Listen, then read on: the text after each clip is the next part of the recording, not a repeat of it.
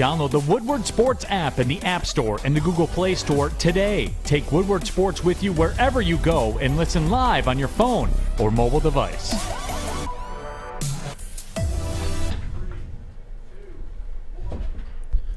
Good morning, everybody. Welcome to the Morning Woodward Show here on the Woodward Sports Network live. WoodwardSports.com as always. Adham, Beydoun, Jeff, Iafrate. Jeff, good morning, buddy. Good morning. How you doing? I'm doing great, especially after yesterday. Everything popped off after, by the way. Yes. We leave, shit goes down. Of course it does. But now it allows us for today to recap everything. I mean, the How Lions, about that? Cam Sutton, re-signing Anzalone, re-signing Bugs. Yeah, sounds about right. We got a lot to get to today. Obviously, we'll start with Cam Sutton, Anzalone, Isiah Bugs. The Lions draft strategy, why it's been revised. Maybe, maybe not. After all the moves they made yesterday, we'll get to that at 8:15. 8:30, we'll go around the NFL, of course. Biggest winners, biggest losers. There were some teams that I thought took a major step forward, and teams I think that are and can completely fall apart. So we'll get to that at 8:30. 8:45, Jamal Williams. They re-signed Anzalone. I feel like they paid Bugs. Jamal was supposed to be one of the first to sign. Now it doesn't look like he's going to sign. At this point. If anything. We'll get to that at 8:45. 9 o'clock, Aaron Rodgers. What the hell's going on?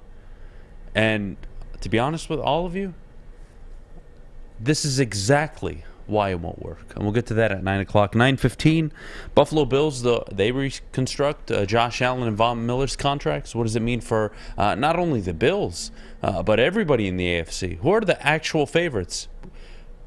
Kansas City only? Because everybody's trying to play catch-up right now. The hell if I know what's going on in the AFC. But let's start with, I think, it's spectacular news. I think it's amazing news. I think it's a damn good signing. I think it's better than what you probably would have imagined from the beginning. Right? We all talked about Jalen Ramsey, C.J. Gardner-Johnson. But that wasn't realistic. It was Bradley Roby. It was Cameron Sutton. It was some of the guys that were middle of the pack, that were 4th, 5th, 6th, 7th on the free agent list that you would go after. Yeah. And they went and got Cam Sutton, who was a top 20 corner last year. I think it's fair to say.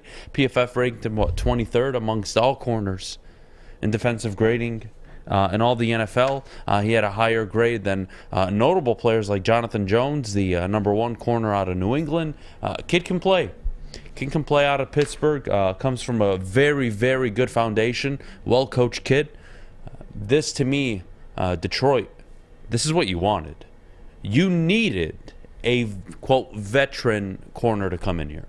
You needed this. Yeah. You couldn't draft. There was no Sauce Gardner this year. I highly doubt there is. So the idea or the fact that you got Cam Sutton on the contract you did, which I think is a very friendly contract, by the way. To me, it's a home run, Jeff. It's not even close. This is a guy that improves your secondary 1,000% day one. He's the best corner on the team already. And that's by a landslide. You want to talk about where Detroit Lions cornerbacks ranked according to PFF last year? Sutton at 23, Jeff Okudah all the way at 94. Yeah, there's a big difference. Yeah. Happy to have him in Detroit. And you look at the deal itself, too. That was the first thing I noticed. 3 for 33. It's not bad at all. $22.5 million guaranteed. We knew the Lions would be pursuing a corner. Now it's Cam Sutton, who actually turned into a pretty good corner this year. I know he's been getting better over the last 3 seasons, but specifically this year, you saw him play outside, inside, become more of a. And I don't want to watch what I say here when I say shutdown corner, but he played well for a majority of the season. The Steelers wanted to retain him, but they couldn't. They went and got Pat Pete to replace Cam Sutton, and they knew Cam Sutton was going to get paid. And for someone like the Lions, or for a team like the Lions, what AG wants to do, I feel like Cam Sutton's a perfect fit. You can move him all around. He could play, out, like I said, outside, inside for you. Just a physical player. He's still 28 years old. He's got some good years left in him. And he's playing at an all-time high level in his career. So we'll see. If he continues on that projection, he had 3 interceptions last year, 14, 15 pass deflections. If you can get something like that out of Cam Sutton for what you're paying him, it's a great deal. Doesn't mean you won't draft a corner, but at least you have somebody you can trust. That was the big thing for the Lions, getting somebody you could just rely on. Because right now, they really don't have any. Yeah, and I think we need to acknowledge something about Cameron Sutton. Is he the best corner on this team, day one? Yeah. Is he what you would call an elite corner? No. No. How many of those are there, huh? 3, 4? Yeah, not too many. 5, maybe 6 at most? And they're typically getting paid more than Cam Sutton. Off the top of my head, J.C. Horn, Jalen Ramsey, Patrick Surtain, Sauce Gardner. Just 4. You can probably name more. Just 4 off the top of my head that I consider like top class elite. Well, he's not there, but he's very good. And you want very good. Because he'll be a compliment to Aiden Hutchinson and that defensive front, And to me, again, the contract's really good. It's another Brad Holmes, check the box. That's why he's the GM. That's why he gets so much support around town. This is why. And honestly, I don't have to hear any of you fucking idiots talk to me about drafting a corner at number 6. Go get a freaking defensive lineman at 6, and let's all move on with our lives. You want to draft Beydoun at 18? Probably won't be there, but I don't care anymore. I'm good. This shirred up a lot of problems for Detroit, but one re-signing that I didn't like, Alex Anzalone. I'm not sure how to look at this because I don't think he's a dog shit player. I don't think they're re-signing Jared Davis, for example. He can play. He actually got better last year. There were games where he was really bad and games where he was actually pretty good. So I have to be fair. But a 3-year contract for a guy with what? Huh? With what? Yeah, it's proven what? Now, is the contract almost nothing in terms of guaranteed money? Sure. Are you able to get out after the first year? Sure. But I don't love it. Yeah. Bugs, love the re-signing.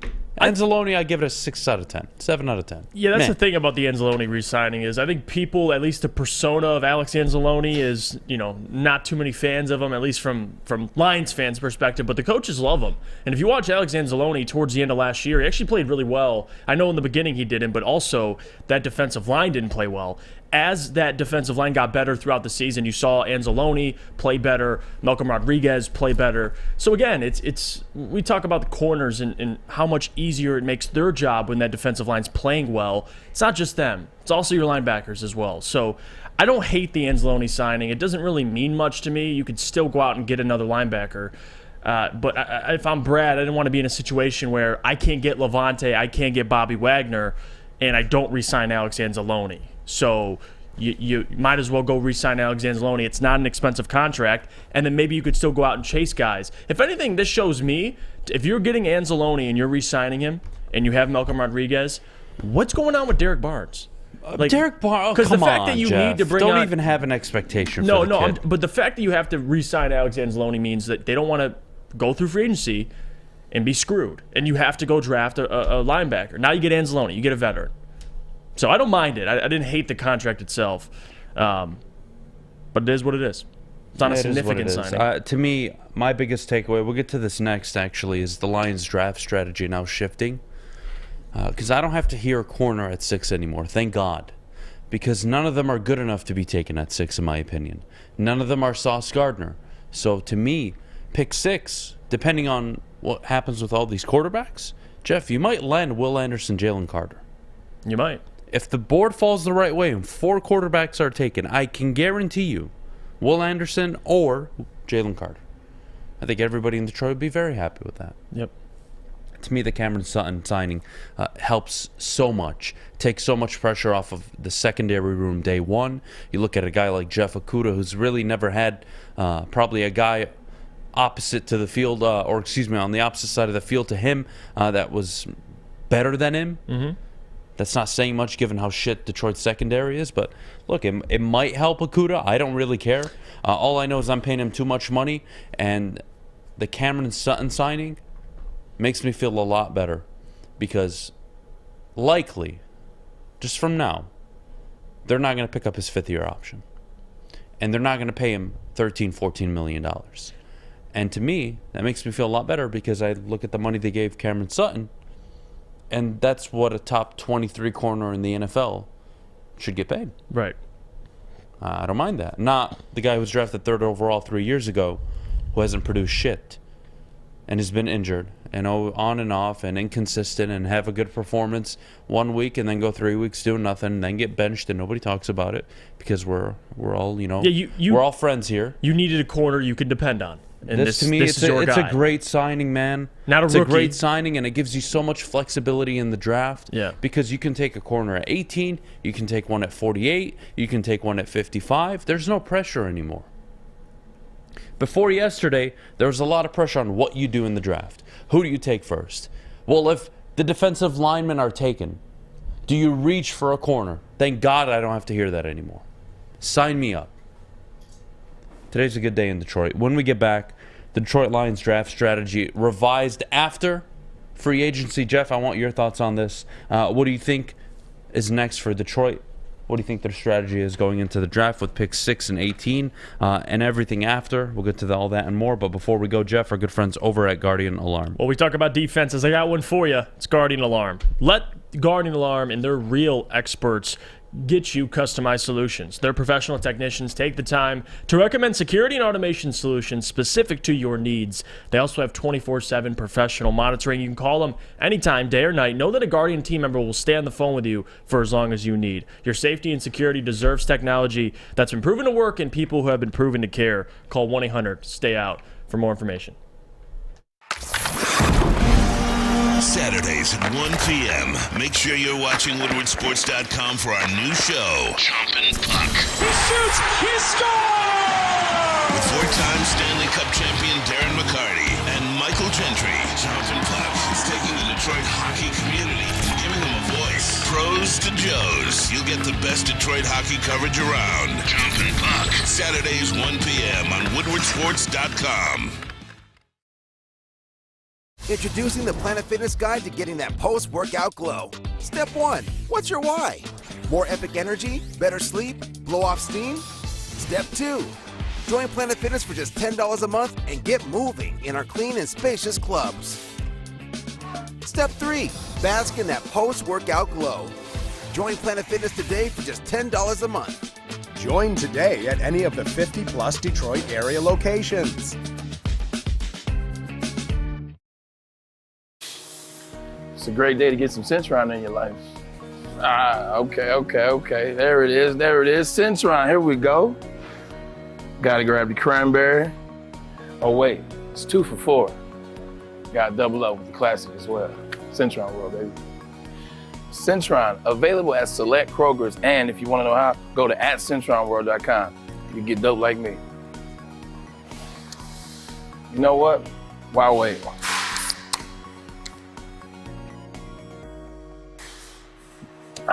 Great taste, guaranteed. We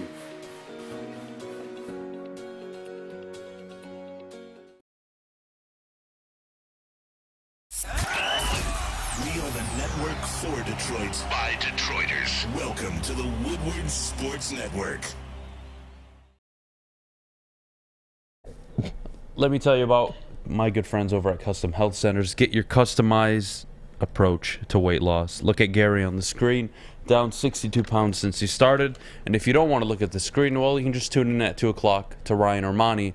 He's down over 20 pounds since starting his health journey with Dr. Jason and everybody over at Custom Health Centers. Give them a call and start today, 844-789-8446. We are back here on the Morning Woodward Show live, woodwardsports.com as always. Adham, Beydoun, Jeff, Iafrate. All right, Jeff, your thoughts. We got to Cam Sutton. They re-signed Anzalone. They re-signed Bugs. I don't think anybody's complaining this morning. I think most fans are asking for a linebacker in free agency, but we'll wait and see. We'll see what happens with Jamal Williams. But right now, the Lions draft strategy, to me, hasn't changed much. But I think public perception has changed a lot. Now that you've locked up Cameron Sutton, I think there's a lot of pressure that's been taken off of the idea that you have to take a corner at 6, which I never agreed with and I thought was completely ridiculous, but whatever, we'll move on. We'll move past that. Now, to me, it's very simple. Jalen Carter, Kalijah Kancey. I don't want to say Tyree Wilson because I haven't done enough homework on him.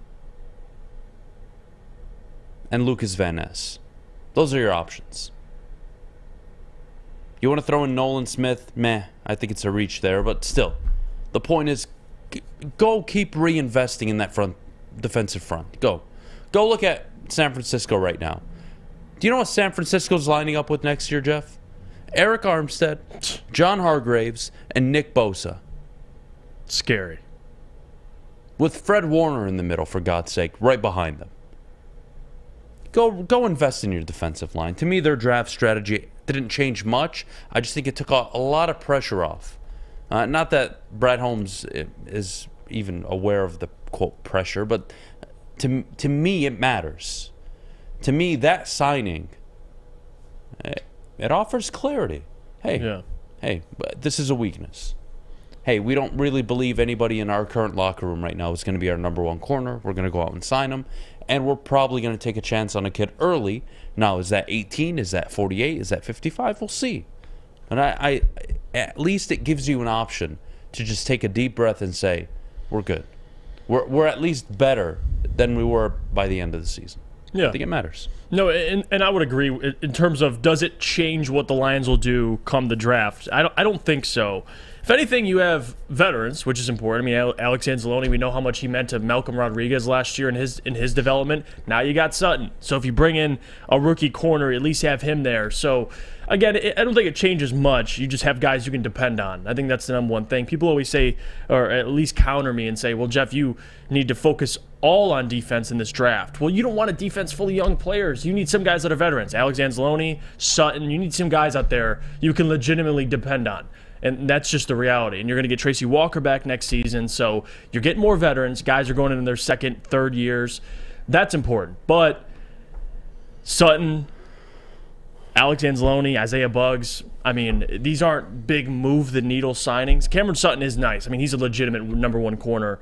But Anzalone and Buggs, to me, they're just depth pieces. It's nice. They're great. They're big locker room guys last year, and that's important. You're trying to keep the culture and move on to next year. You heard Buggs yesterday say, I want to be here when we do something special. So I love what they're doing, signing the right guys culture-wise, but these signings don't really move the needle besides Cameron Sutton, if we're being completely honest with you.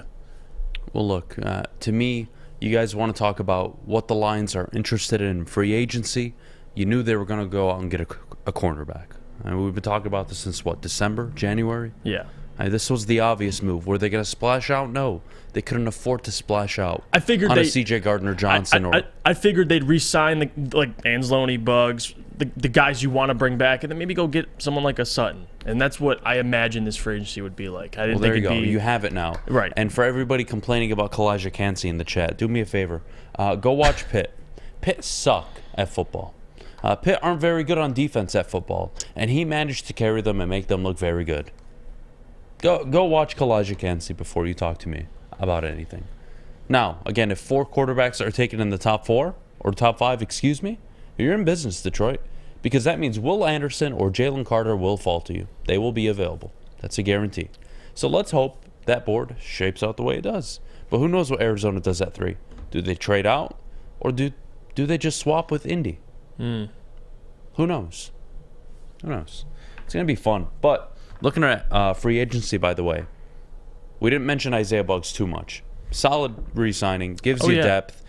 You lock him up. Ali McNeil on the interior. I still think they're going to draft an interior lineman. That, to me, is the belief. Whether it's Carter or Kancey, I think that's the move. Buggs shouldn't dictate what you do Well, in the of draft. course not. Yeah. But to me, you're investing in your defensive line. Absolutely. That's what you want. You want a better secondary? It starts up with your front. Your front better seven. linebackers? Starts up front. It all starts up front. There you go. So can you get pressure? Can you stop the run? This was a team that struggled in run defense, and then for the final 10 games, I believe didn't allow a 100-yard rusher. Yeah. Except for against Carolina, which But we don't that got to was talk the about only that. game. Yeah. Besides I think it that was one. one out of the 10 game stretch they went on. They only gave up 100 yards once, and it was against Carolina. And that was an ugly game. And look how much better Anzalone played. So everyone was playing better because of that. The Anzalone thing is still bothering me. I don't even know what to think of it. It's because I think you think of him being your number one linebacker on a team that's trying to contend. I mean, that's not ideal to me. No, it's not. No, like, but for me, I would love for them to take a swing at Levante David or Bobby Wagner. Do I think that's realistic at this point? Maybe not. Maybe not, because we're still talking about Jamal Williams here in town. Mm-hmm. And if you don't you don't re-sign Jamal Williams, well, what does that mean for your backfield? Look, I think you can plug and play. I think you can draft a guy in the 5th round and get a lot of production.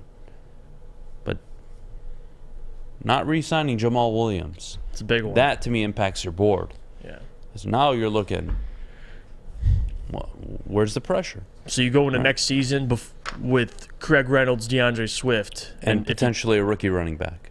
That's a tough one. And where you take him to be determined. Yeah, it's a tough one. Draft Beydoun. That's why what do you think? Beydoun. What do you think? They keep him? Or he leaves? Jamal, I would have. It is concerning that the negotiations have been taking this long. Someone like Jamal, I don't think he'll command a lot. Now, he might be, considering Anzalone and Bugs got their deal both done before Jamal. But Jamal's been the most vocal about wanting to return, and the Lions have been the most vocal on wanting him to return. So the fact that this has taken so long, it is concerning. Because I felt like Jamal would have been the first one to sign. And the longer these things go on, here comes Buffalo, here comes Cincinnati. Like, teams are going to start being intrigued, and they might even offer him more money. So I'm not saying he wants to leave, but money's money. And if the Lions can't give him ultimately what he's asking for, he'll go elsewhere. So I would say on a scale from 1 to 10, I would give it about a 5 on concern level of him leaving. Concern level only 5. See, for me, it's an 8. So you're up there. Yeah, for it not to be done yet, I think it's something. Could be nothing, but I do think it's something. I think there's a market for him. I think there are teams that are panicking, and you see who they are. The Bengals and the Bills. And in an AFC, they got immensely better yesterday. In an AFC that is always going to be difficult. And an AFC where if you can get any slight advantage over any team, you'll take it. Yeah, Bills and Bengals are interested, apparently. Do I think it's his agent propping him up? Maybe, maybe not. I don't know. Just exploring free agency? But to me, that is a goal line back that is severely overvalued in a market where, look, Austin Eckler's available. Granted, he's going to want big-time money, but he's available. He's seeking a trade. Derrick Henry is available.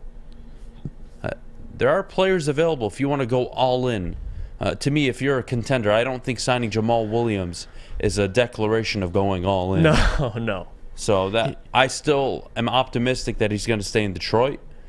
I just don't get any of this nonsense, Jeff. I see a lot of Donta Foremans in the chat. There's probably some good running backs available that you could replace Jamal with. So that's why I think it's more off the field and what I miss about Jamal. Because on the field, last year, I say this every show, and I feel like nobody even listens.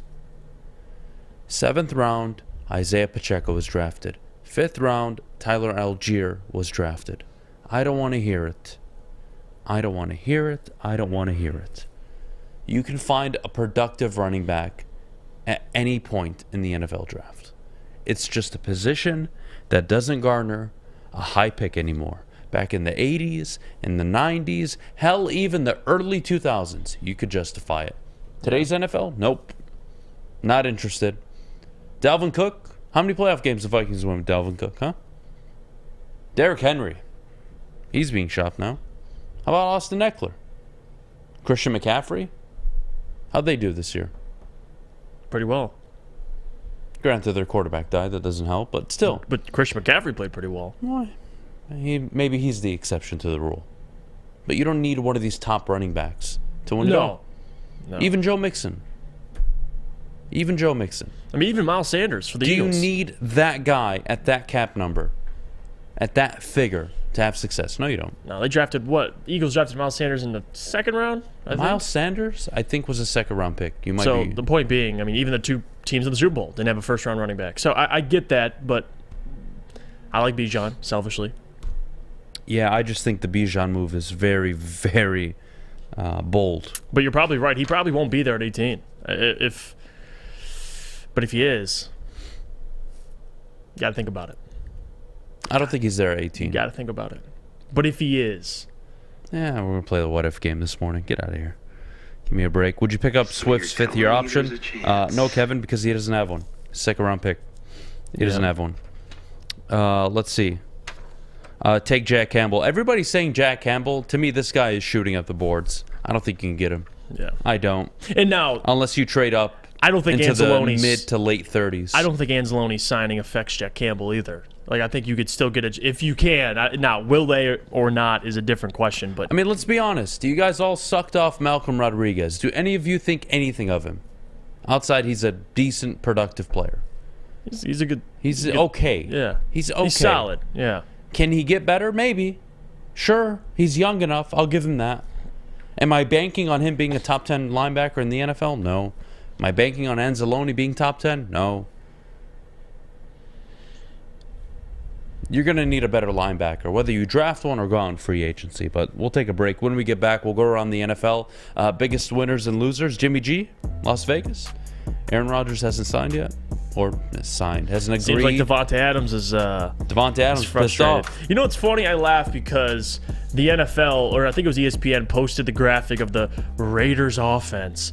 And it's the same offense as last year, just with Jimmy G instead of Derek Carr. And they're like, rank this offense. It's like, dude, you got worse. But, all right. I love those types of posts. Rank this offense. You just changed the quarterback. It's the same offense. Hunter Renfrow, Darren Waller. Yeah, it's the same. To be honest, I prefer Moreau over Waller at this point in his career. But yeah. What are you going to do? We'll take a break. When we get back, we'll go around the NFL free agency period. Biggest winners and losers. Shock signings. Anybody you thought you didn't think would go where they went. The quarterbacks, all but gone in free agency now. It's all done and dusted. Denver spending big on the offensive line, investing in Russell Wilson. We'll get to all that and more coming up. But before we do, Jeff, our good friends over at Chili Peppers Tanning. Chili Peppers Tanning is where you'll find all the cleanest salons in the D with spotless, sanitized rooms and trained and certified tanning professionals. Join the Pepper Club for all the best deals. They'll beat all competitors by $5. ChiliPeppersTanning.com. Hottest bulbs, hottest deals, darkest tans. Your Vitamin D headquarters, 27 locations, and more on the way. Oh, yeah. WoodwardSports.com. Home Bracket Challenge. Gardner White. You heard about it, too? Be on the way, like me. Lazy Boy section. It's this way. It's almost tournament time, so you know what that means. Go to WoodwardSports.com. Sign up now for the Bracket Challenge, because you might be able to win some of these Lazy Boys or $1,000. You never know. I'm just saying. See you there. Gardner White, the only local Michigan furniture store. You got to come check them out. Lazy Boy, that's my section.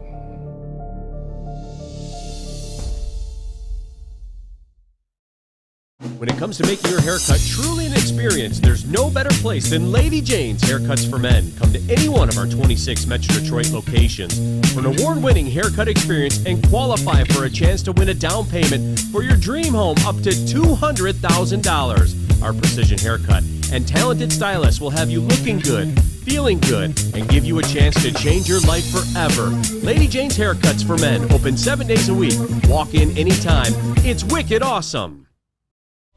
Since the dawn of moving people, Chevrolet has led the way. The world of transportation is changing. At Feldman Chevrolet, we are leading the charge forward. With every electric vehicle, every mile traveled, one Feldman at a time. The company that puts more Chevys on Michigan roads is now the #1 name for Chevy electric vehicles. Woodward Avenue, the first paved road in America. Woodward Sports, the first sports network born in Detroit and made for Detroit. Let me tell you about our friends over at Big Boy, because Seafood Fest is back. Catch it while you can. Some favorites during Lent like shrimp Alfredo, shrimp stir fry, and the new fish sandwich. Get to your local Big Boy today. Don't forget the all-you-can-eat fish fry buffet on Friday nights.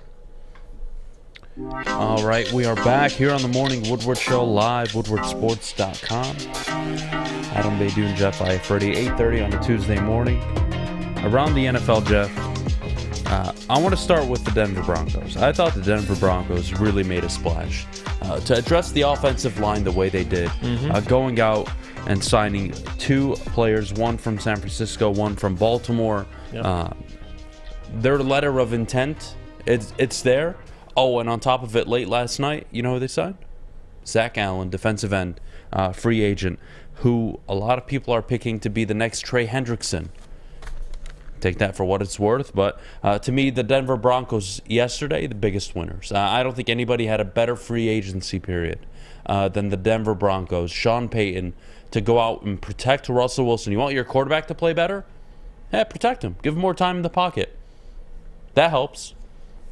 I thought Denver crushed it, man. To me, they were the first team that jumped to my head. Another team, too, and I got to bring them up because it's a mix of both. The Miami Dolphins, what they've done. I mean, David Long, they signed him to a 2-year deal. He took a little bit less money. And then you had Jalen Ramsey. They acquired him via trade. I like what the Dolphins are doing. Defensively, they already acquired Bradley Chubb last year. I wouldn't say they demolished this free agency period, but just overall what they're building as a roster is pretty impressive. The most active team, and we expected this, we knew this, the Chicago Bears. And I got to say, the T.J. Edwards deal was interesting. I like that a lot. I mean, for Chicago, to be honest with you. They addressed the offensive line. They signed Nate Davis, the guard from Tennessee. But the one that really popped out to me was Tremaine Edmonds. Because we talked about him. We didn't know what he'd go for. I knew he'd be more on the expensive side, but you didn't know exactly what he'd get in free agency. Now we know, 4 for $72. It's the most expensive, I think, inside linebacker contract in the NFL that made him the highest paid. And you had to do that, of course, for Chicago to have the number 1 pick, to sign someone like Tremaine Edmonds. But yeah, Chicago got busy yesterday, Adam. They did. And on top of that, you still got DJ Moore with the trade to trade back in the NFL draft. So Bears they're staying busy this offseason so far. To me, I think the Bears made good moves, but I don't love them. I don't love the idea that the second we have money, we as an organization, that we spend almost $100 million on 2 linebackers who are very good, who are the two, you could argue, the 2 best linebackers available this year. I thought they got T.J. Edwards for a steal. Mm-hmm. They paid Tremaine Edmonds. Oh, they paid him $18 million a year. What I'll say about Chicago, even if I don't even if I don't love it, you know what this does for Chicago? To me, if I'm a Chicago Bears fan this morning, I'm actually happy. Because you are giving Justin Fields things to work with, and more importantly, no excuses. Hey, if we're not winning games next year, and you aren't playing better, dude, we went and got you DJ Moore. We traded back out of the first pick to get you an offensive lineman. Likely, I'd imagine that's what they do at 9. Oh, and we went and splashed out on free agency on a defense to keep you in games. So to me, Chicago, for the sake of their rebuild, I think they're going to get a lot of clarity this year. Either they have the right coach or they have the right quarterback, or neither. It could be a complete disaster. Do I think spending that much money on 2 linebackers is the way to go? No, I don't. I think they could have signed T.J. Edwards, and I would have been very happy with what Chicago had done. Mm-hmm. But to go out and double down on the same position, interesting. It was also interesting to see, guys like Jesse Bates III leave the Bengals. Like, you start to see the rich get a little poorer, and I get why they can't pay Jesse Bates. So I completely understand. That's what happens when you pay your quarterback. But the Eagles, and the thing that impressed me the most about the Eagles is they let Javon Hargraves go, they let T.J. Edwards go, but guess what? But hold on, Nakobe Dean, Jordan Davis. Yeah, but they drafted them the year prior with the expectation, like, hey, down the line, we can't afford these guys. That's the way to think. It's not just next year; it's next 5 years. I think you're being very, very nice. I think it's very hard to do that. I think it's very difficult as a GM to develop talent and draft them with the foresight of, hey, I'm going to go splash in free agency because I have a rookie contract, and then I'm going to bank on these kids being ready and good to go, and Nakobe Dean to add to that defense, by the way, when these guys leave. Mm-hmm. That, to me, is next-level GMing. I think there are only a handful of guys capable of doing that in the NFL right now. It's the way to go. Or you're like the Bengals, you lose Jesse Bates and Von Bell. and you don't have a replacement plan there. So well, they did draft Dax Hill last year, right? So take that for what it's worth. 2 for 1. You get one safety, but it's just I thought that was impressive for the Eagles. So losers in free agency, I'm going to go with the Raiders. I actually like Jimmy G. I thought it was a good signing, especially at the contract they gave him. It's basically no risk. But if I'm a Raiders fan, look, I love Josh McDaniels as an offensive coordinator. You saw what New England looked like without him. Disaster. But the year prior, they were a playoff team with a guy who was a fake head coach. And they sucked ass this year? And they regressed? After they got Davante Adams? Look, they save money. They move off of Derek Carr. Good for them. Good for them. I thought they were the biggest loser because Davante Adams isn't happy. And because that offense is aging, man. Josh Jacobs is aging. Hunter Renfrow is aging. Darren Waller is aging. I don't know what to make of the Raiders. I think it's a cheap attempt. It's what it is. It's a cheap attempt to try and make the playoffs. I don't think it's any good, Jeff. I don't. Another team that, to nobody's surprise, didn't do too much, and I think Bobby Wagner, that's going to be the last domino to fall there, would be Seattle? Dallas. Because Dallas, the only significant moves Dallas has made, and again, they don't have a ton of money either. I mean, they're tied up with a ton of contracts. Well, because they have the best quarterback in the NFL, don't Tony they? Pollard. And losing some guys in the secondary, they couldn't get Jalen Ramsey, which they were one of the teams that were interested. And moving forward, you probably can get Bobby Wagner, but that's the one you got to go pursue, because for a team that was, a couple plays away from making an NFC Championship game, they've been awful quiet. They really have. They've been quiet. Some news around the NFL circling right now. Adam Schefter reporting that Alan Lazard likely heading to the Jets. Yeah, Aaron Rodgers is a Jet. Come on. He's a Jet. How many more hints do I need, man? Yeah, he's a Jet. Get out of the cabin and just tell me. Jesus Christ. And then also other news, Taylor Heinicke signing with the Atlanta Falcons, by the way, which I think is a good move. I think he starts there day one. I don't think Ritter's their guy. Ritter, to me, is just a shittier version of Justin Fields, like 10 times shittier. So good for Atlanta. I think he's a good stopgap, but Atlanta needs to draft a quarterback eventually. Yeah. This is what sucks about the NFL. And this is why when people talk to me about drafting a quarterback, I get it. I get it. I get wanting to draft a quarterback. I do. I understand your logic behind it. But you got a guy who's 28 years old on an affordable contract. Yeah, I'm sticking with him until otherwise. And I have an easy out for the duration of his contract. I save $25 million at any point moving forward. I can let him go whenever I want and save a shit ton of money. I have no pressure with Jared Goff. I'm not pressured to draft a quarterback, and I think that's the beautiful thing. I think the Lions are in a great spot. But back to free agency. Biggest loser? Lamar Jackson. To get the non-exclusive tag where teams can match, Baltimore can match the highest bidder, to not get a single offer from Atlanta, Washington, you name the teams, to not get a single offer. Look, he's a former MVP. I know I dog on him. I do think he's a top 10 quarterback in the NFL. Yeah, he's 26 years old. He's very young. I think he's got a good 4 years left in him. Why it's so difficult to come to an agreement, I don't know. But if Jeff Iafrate is the owner of the Atlanta Falcons, okay? Mm-hmm. And Adam Beydoun is the general manager of the Atlanta Falcons. We'll use Atlanta as an example for this subject. And you come to me and say, hey, I want Lamar Jackson. I'll tell you, well, boss, you're going to have to fire me because there's no chance in hell I'm going to pay him all that money guaranteed. But speaking of guaranteed money, Deshaun Watson, they restructured his contract. So what does that look like now?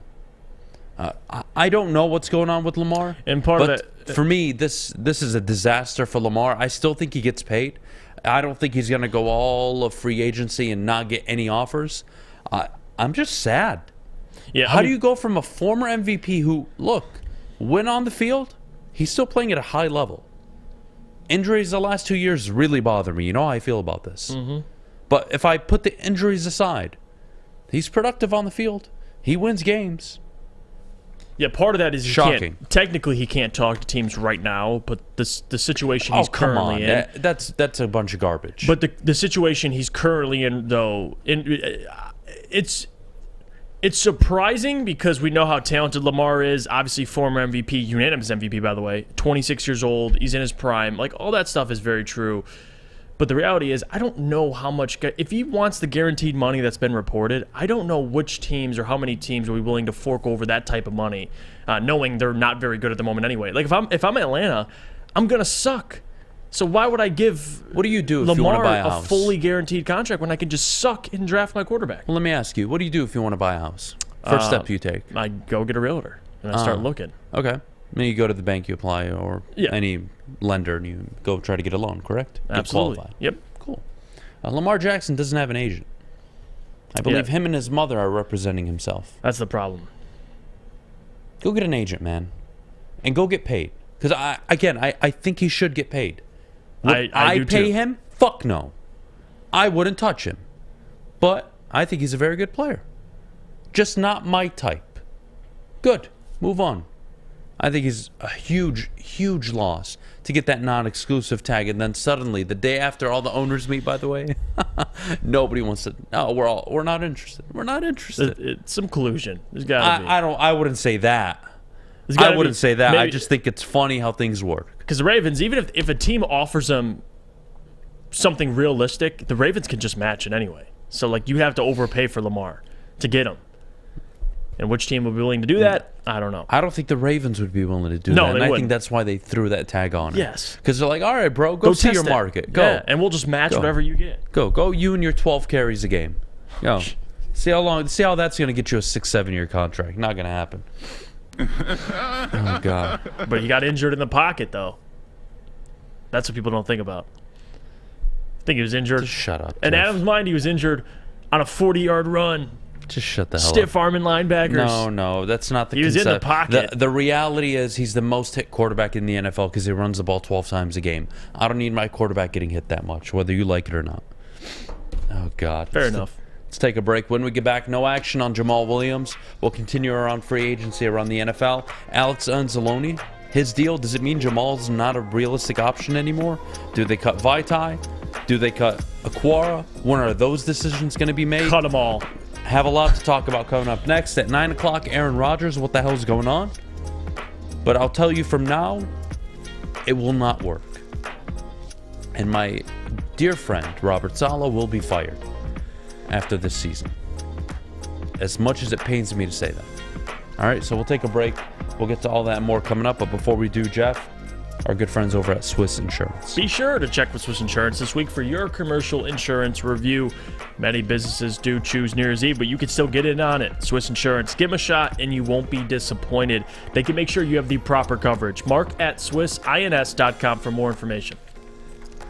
By now you know me, Christina Gennari, as the obvious choice in real estate. And you know my website, soldchristina.com, as your #1 resource for buying or selling your home. Myself, along with my amazing staff, pride ourselves on making your home buying and selling experience a relaxing and easy one. Come see why we are the obvious choice. Christina Gennari at soldchristina.com, the obvious choice in real estate. 3 NBA championships. Detroit fans were there. 11 Stanley Cups. Detroit fans were there. 4 World Series wins. Detroit fans were there. And that one Lions playoff win in 1991? Yeah, Detroit fans were there. Woodward Sports, where the fans are. All right, we're back here on the Morning Woodward Show live, woodwardsports.com, 8:45 in the morning. Jeff, I'm not going to lie to you. I thought yesterday was a very good day for Detroit. I thought Chicago did well. I just don't believe in what they're doing, but that's a whole different conversation we'll get to in the second hour. But nothing around the NFL with Jamal Williams. Nothing. Silent. John Kaminsky, nothing. you're starting to look at the deals the Lions have made. Isaiah Buggs re-signed. Alex Anzalone re-signed. You go out and pay Cam Sutton. You have 2 first-round picks that are going to cost you about, what, $10, $11, $12 million? Okay? Well, what are we doing here?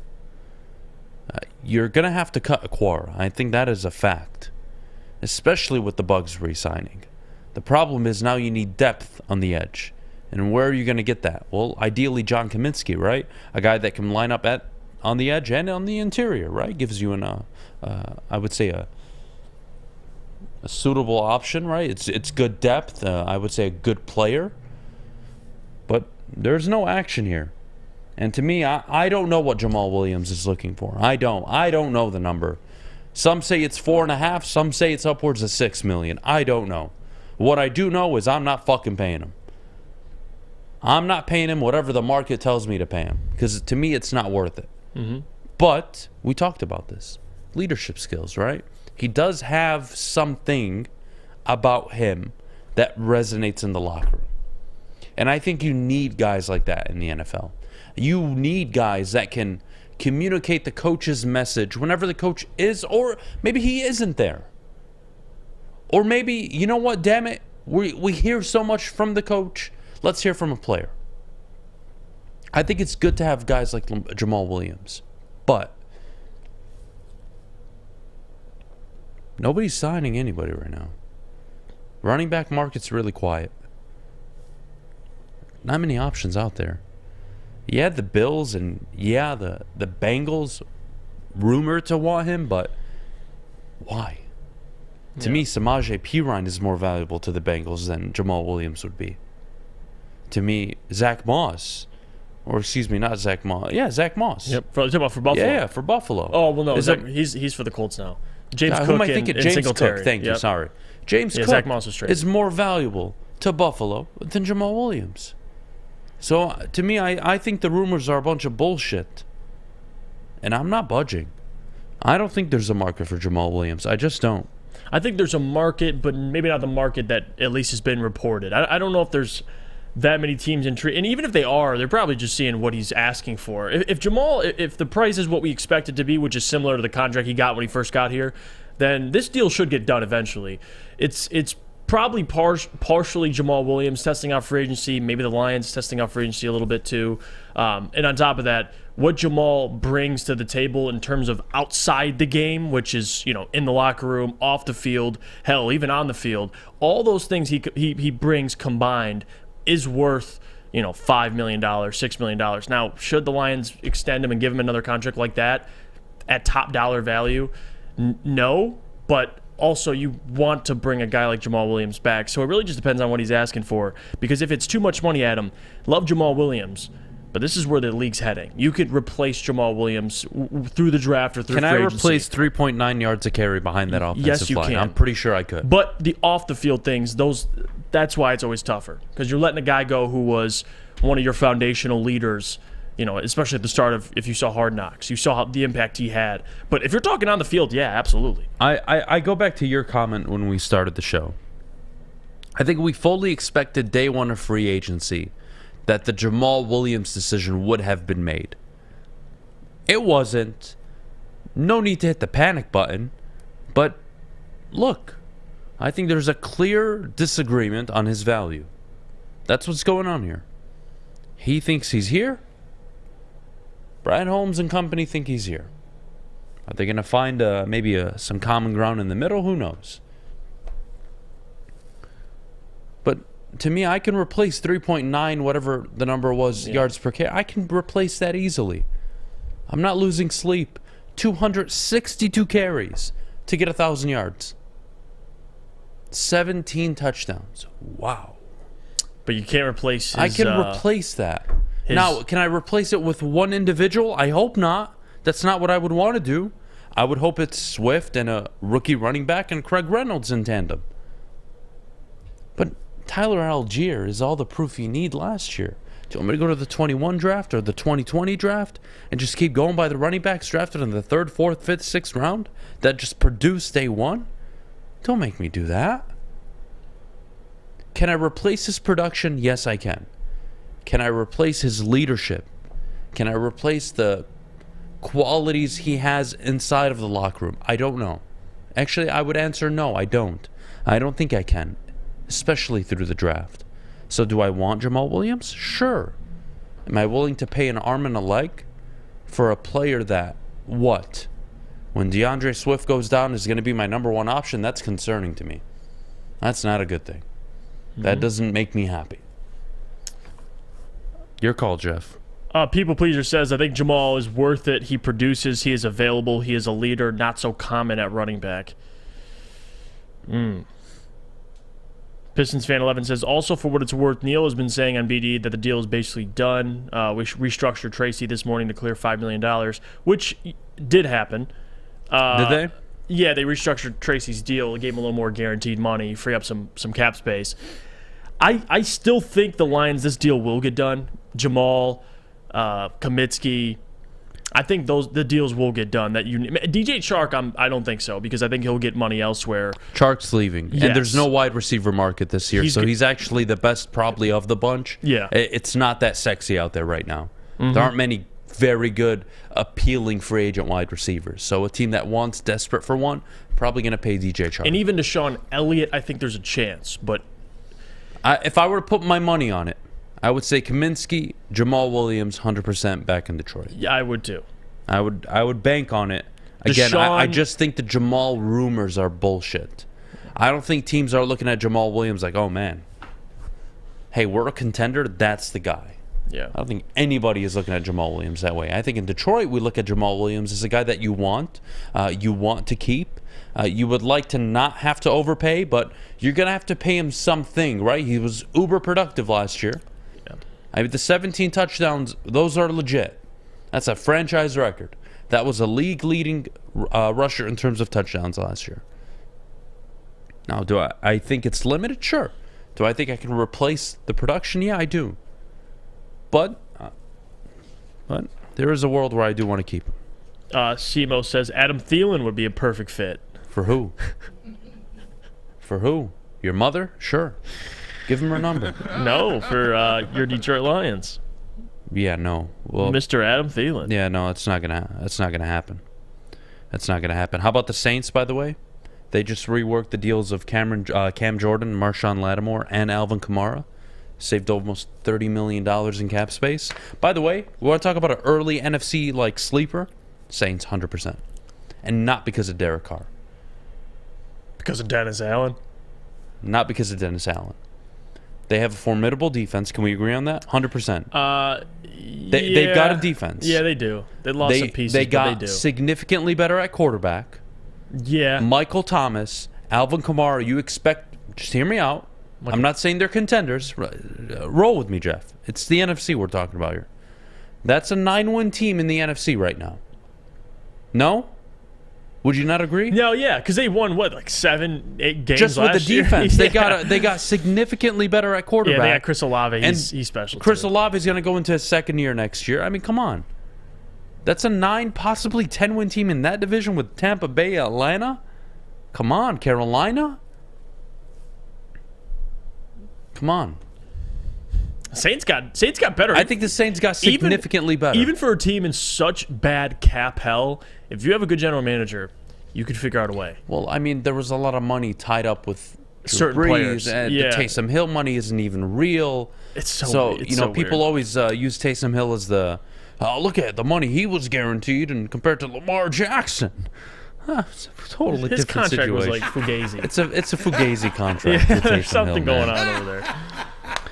Oh goodness. What do you think of Atlanta, by the way? Taylor Heineke. Thoughts? Atlanta was busy. They signed, especially defensive line help. They got signed Jesse Bates, 4 years, $64 They got million. Jesse Bates in the secondary. So I like Atlanta a lot. I think if you're a team, if I'm Atlanta, I'm trying to at least trade up. But if you're not, just roll with Heineke this year, suck, and then figure it out.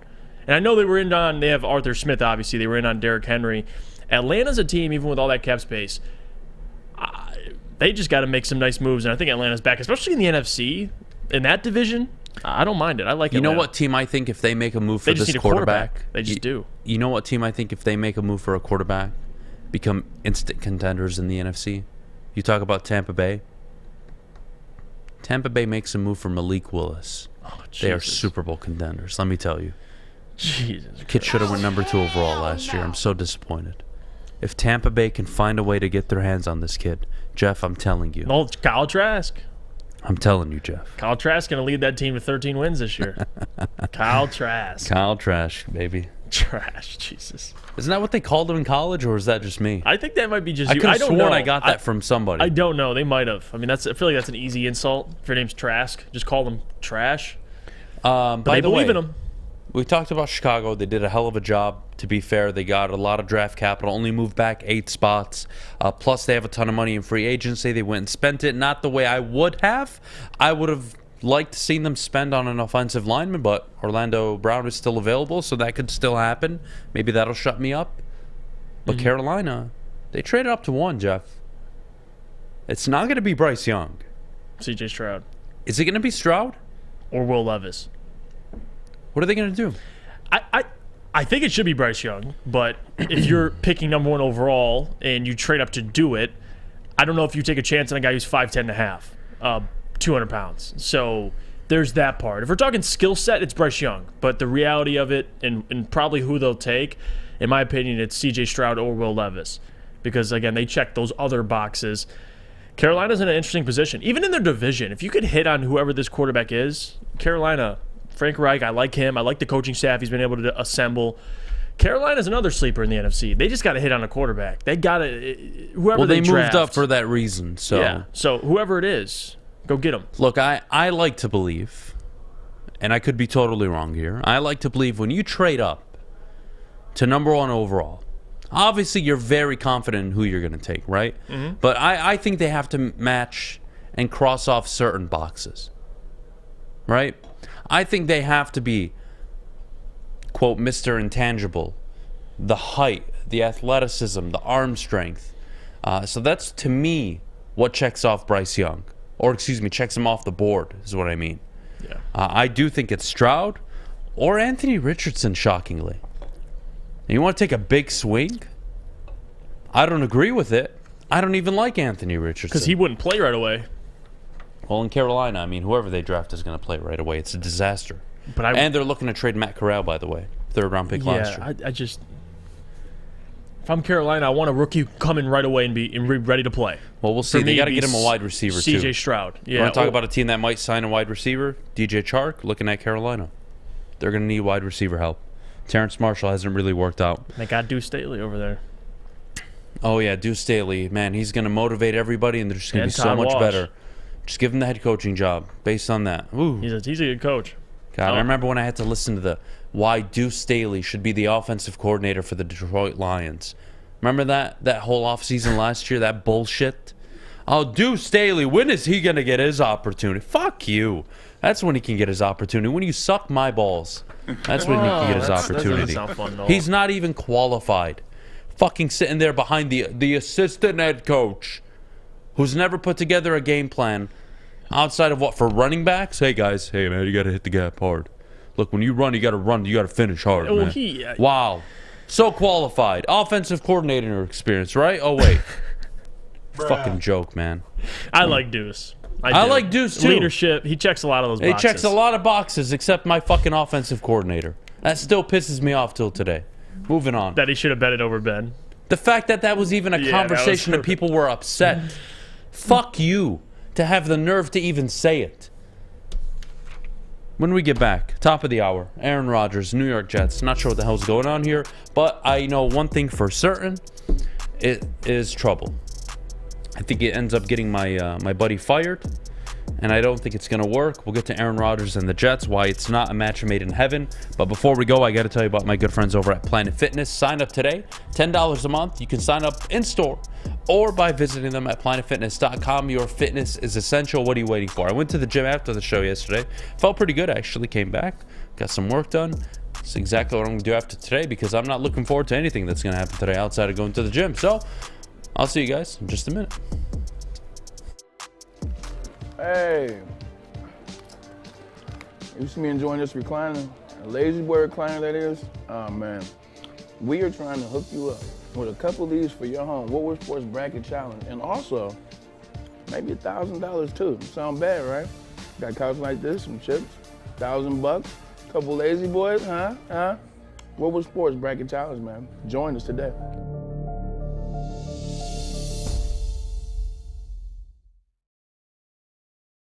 At work and at home, we're there with smarter security solutions. Featuring complete automation with customized alerts and more. For over 90 years, we've been the company that's been counted on to protect what matters most, all with personalized service and care. Right now, for a limited time, receive a free video device plus free installation with a new home system. Guardian Alarm. We protect Michigan. The only sports network in Detroit that starts with a W. You know, because we win. Woodward Sports, Detroit's winning sports network. All right, top of the hour here on the Morning Woodward Show live, woodwardsports.com. Adham, Beydoun, Jeff, Iafrate.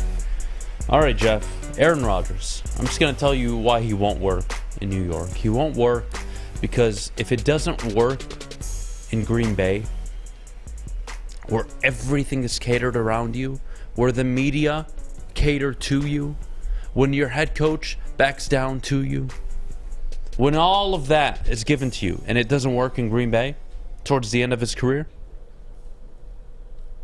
why the hell would it work in New York, where the media will be 150,000% more harder on Aaron Rodgers? Where now Robert Saleh has to think in the back of his mind, wait, if I let this guy come in and let him just take over, well, I'm done. I don't have a football team. And I also want to be mindful of my defense because that's my specialty. But I look at Aaron Rodgers. He's still MIA. When's he going to make time for Garrett Wilson? Oh, well, he's not. Because according to JB, Adam Schefter, they're going out and pursuing Alan Lazard.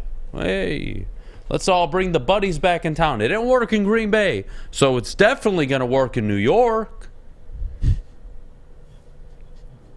You can book it now. Go put your money. Robert Saleh gets fired this year. This is not working. I think Aaron Rodgers, very good quarterback. I think the mental side of it, he is completely fallen apart. Unless he surprises me and he becomes a whole different person while he's in New York, maybe I'm wrong. Think about this. But I don't see it. Compare the rosters. So, New York's way better. Hold on. I'll get there. So you have Nathaniel Hackett at OC. Look at when Nathaniel Hackett was OC for the Packers. So let's look at what they had. So you have Garrett Wilson. They had Davante Adams at the time. Okay, Yep. So Garrett Wilson, love him a lot, but he's not Davante. Alan Lazard was there as well. So there, you have a similar second wide receiver. The running back, Aaron Jones. They had Jamal Williams. Now you have Breece Hall, who, like Breece Hall, good running back. The offensive line is worse. Your head coach, Robert Saleh, like him a lot, but we don't even know if he's as good as Matt LaFleur yet. You're in the AFC. You're not in the NFC, so you're in a tougher conference, and you have a little bit better of a defense. We'll say a better defense. Maybe not a little bit, but they're better. And you're in a tougher division. You're in a tougher conference. Think about that. Tougher conference, Aaron Rodgers tougher in the division. NFC that we made fun of last year, that we said the Lions could win 8-9 games going into last year before the season even started. Yep. And an NFC where the Lions could do well, the Packers missed the playoffs and lost to the Lions twice. Lions fans. Matt LaFleur's accomplished more in the NFL than Robert Saleh has as a head coach. That's all I'm saying. A fact. Compare it. I mean, So you're don't telling see me Aaron Rodgers, older, going to a team that's in a tougher conference, better defense, offense, you could argue. I'm talking at the time when you had Davante, not just last year. Last year was a disaster for the Packers, but 2 years ago, when the Packers were labeled as contenders, and he would lose at home in the playoffs. You have comparable running backs. Davante's better than Garrett Wilson. Coaches, I like Matt LaFleur over Robert Saleh, and I'll give you the Jets' defense. Jets have a better defense. Okay. And you're in a tougher conference and a tougher division. The reality is... come on. I don't care that Aaron Rodgers is a year removed from back-to-back MVPs, and I don't care that he doesn't have chemistry with his young receivers. That's his fault. Maybe he shouldn't have been golfing and doing his ayahuasca trips. Maybe he should have been in California throwing balls to his wide receivers, his young wide receivers, and Christian Watson. Jets, I'm telling you, especially if Miami, like, it's not going to work. Buffalo, you're screwed. It's not going to work. It's just not. So that's all I have to say on Aaron Rodgers. Do they get better with Aaron Rodgers joining? Yes. How much better? No, they get significantly better at quarterback, right? You had Mike White and Zach Wilson starting last year. No, at quarterback they got better. They got so much better. I'm talking about the ceiling for their team as it is. Overall, I mean, come on. How much is it pushing? We're not. Can they win a playoff game? Plugging and playing a guy that's a known quote leader. He just isn't. No, he's not. This is a guy that, look, whether we like it or not, he's an excellent quarterback, but my goodness, he's annoying. My goodness, he's not what I would define as a leader. And would I take Joe Burrow over prime Aaron Rodgers? Yeah, I would. Would I take... Well, Mahomes isn't fair to say because he's unbelievable, but I would take so many other quarterbacks just because of the leadership intangible over Aaron Rodgers. I don't need the headache, man. You represent my team. Everybody looks up to you. You get paid the most, more than anybody else on the team. Mm-hmm. I need you to set the standard. I don't get that with Aaron Rodgers. It's not going to work. Hi, Ben. Michael Patterson says Ben Johnson wasn't qualified by your standards either, Adam. Actually, Michael, he was qualified because he was the passing game coordinator for the Lions down the stretch and was a significant reason why they got way better on offense towards the end of Dan Campbell's first season in charge. Amen. But, you know, he wasn't qualified, right? He just needed the assistant head coach bullshit title. Then he would have been qualified. Yeah. Whew. Nothing turns me on more than titles. What are you going to do? Someone just got pulled over, actually, outside your window. Sorry to distract the conversation. The most random things happen on this show behind Adam in that window. That sucks. You know what? I lied. He drives a Porsche. It doesn't suck. Fuck him. Let him pay the ticket. Right? Jesus. I almost felt bad for a second. Now I don't. Look at, What are you going to do? The blind's over. That blind's fucking it up. What are we doing here? Can we get the blind up? It's okay. What are you going to do? Now you guys know. Now you know. You know what? Maybe it's Fish who got pulled over. Yeah, try to come. He's in his Porsche. Oh, God. I miss Fish. No, you know what? Call Sam Fisher. Oh, let's see what he's doing. Let's see what he's doing. What do you think Fish is doing, Westfall? Watching some weird sport. It's a good guess. Eating a bagel. Eating a bagel? With cream cheese. Let's see.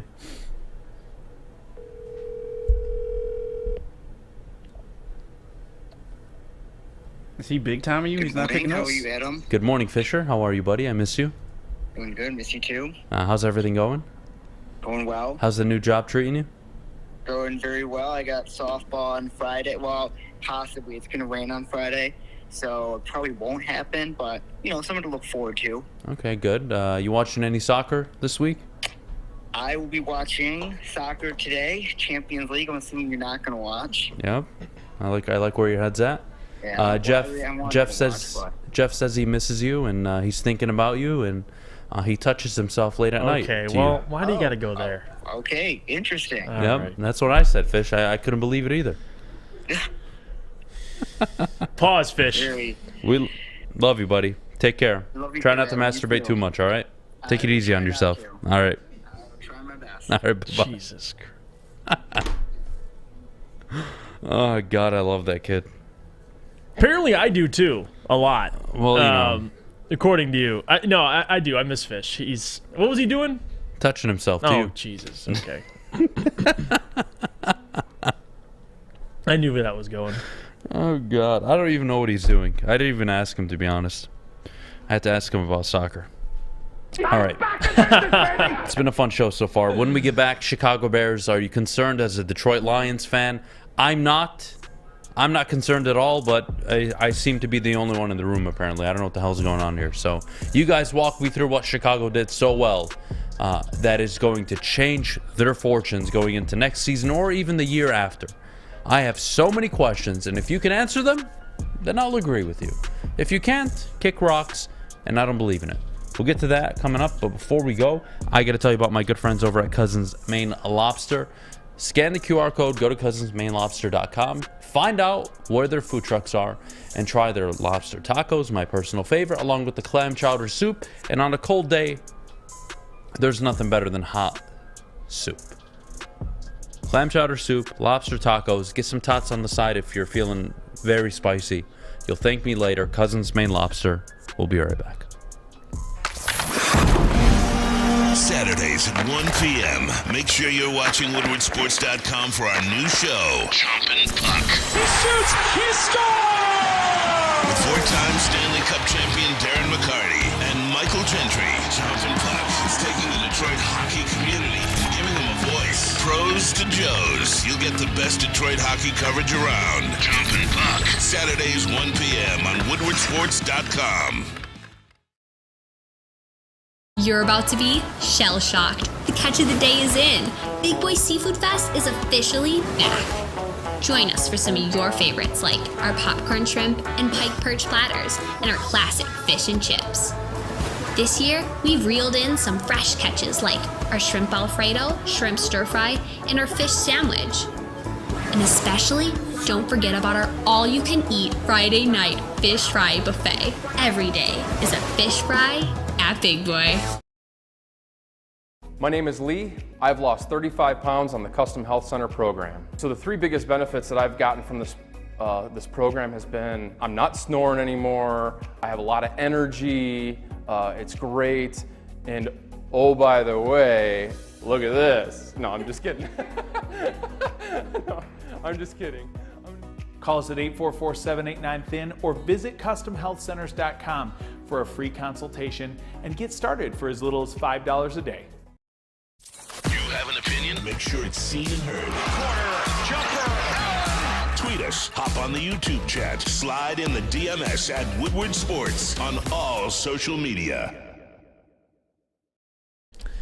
Do you have the best bracket in Detroit? You can head now to woodwardsports.com and sign up for our Woodward Sports Bracket Challenge for free, presented by Gardner White. The list of prizes include first place, $1,000 in 2 Lazy Boy recliners. Second place, $500 in 1 Lazy Boy recliner. Third place is just the Lazy Boy recliner on its own. Special thank you to Rachel Tronstein Stewart, the president of Gardner White, for making this happen. If you guys haven't already, enter again, woodwardsports.com. You'll see the link there. You can enter the bracket, and you have a chance to win any of those prizes. All right, we're back here on the Morning Woodward Show live, woodwardsports.com. All right, Jeff, Chicago Bears, I want your thoughts on the moves, including them trading back. Let's walk through the whole offseason so far. Yep. And tell me why, if I should be concerned, because I'm not, and I'll go into that after you at least answer these 2 questions that I have. Okay, number 1, are you confident in the quarterback or head coach? And then number 2, do they have the second or third best roster in the NFC North? You answer me those 2 questions, and I think you'll really just speak for me by saying, no, I shouldn't take them seriously. Because I would argue they don't have the second best roster in the NFC North. That would go to Minnesota and Detroit. Flip them if you want. I don't mind. There's no order specific. And then, are you confident in Matt Eberflus and Justin Fields to work out? A defensive coordinator with a young, mobile quarterback? Yeah, that doesn't sound right to me. I'm not confident, Jeff. I'm just not. And that's the big thing with what the Bears are doing right now. They're spending money. They're getting good players. TJ Edwards, Tremaine Edmonds. I like the players. But again, the biggest thing that Chicago has to figure out, and this is what this year's for, so I'm glad they're doing it this way, getting DJ Moore, getting more assets.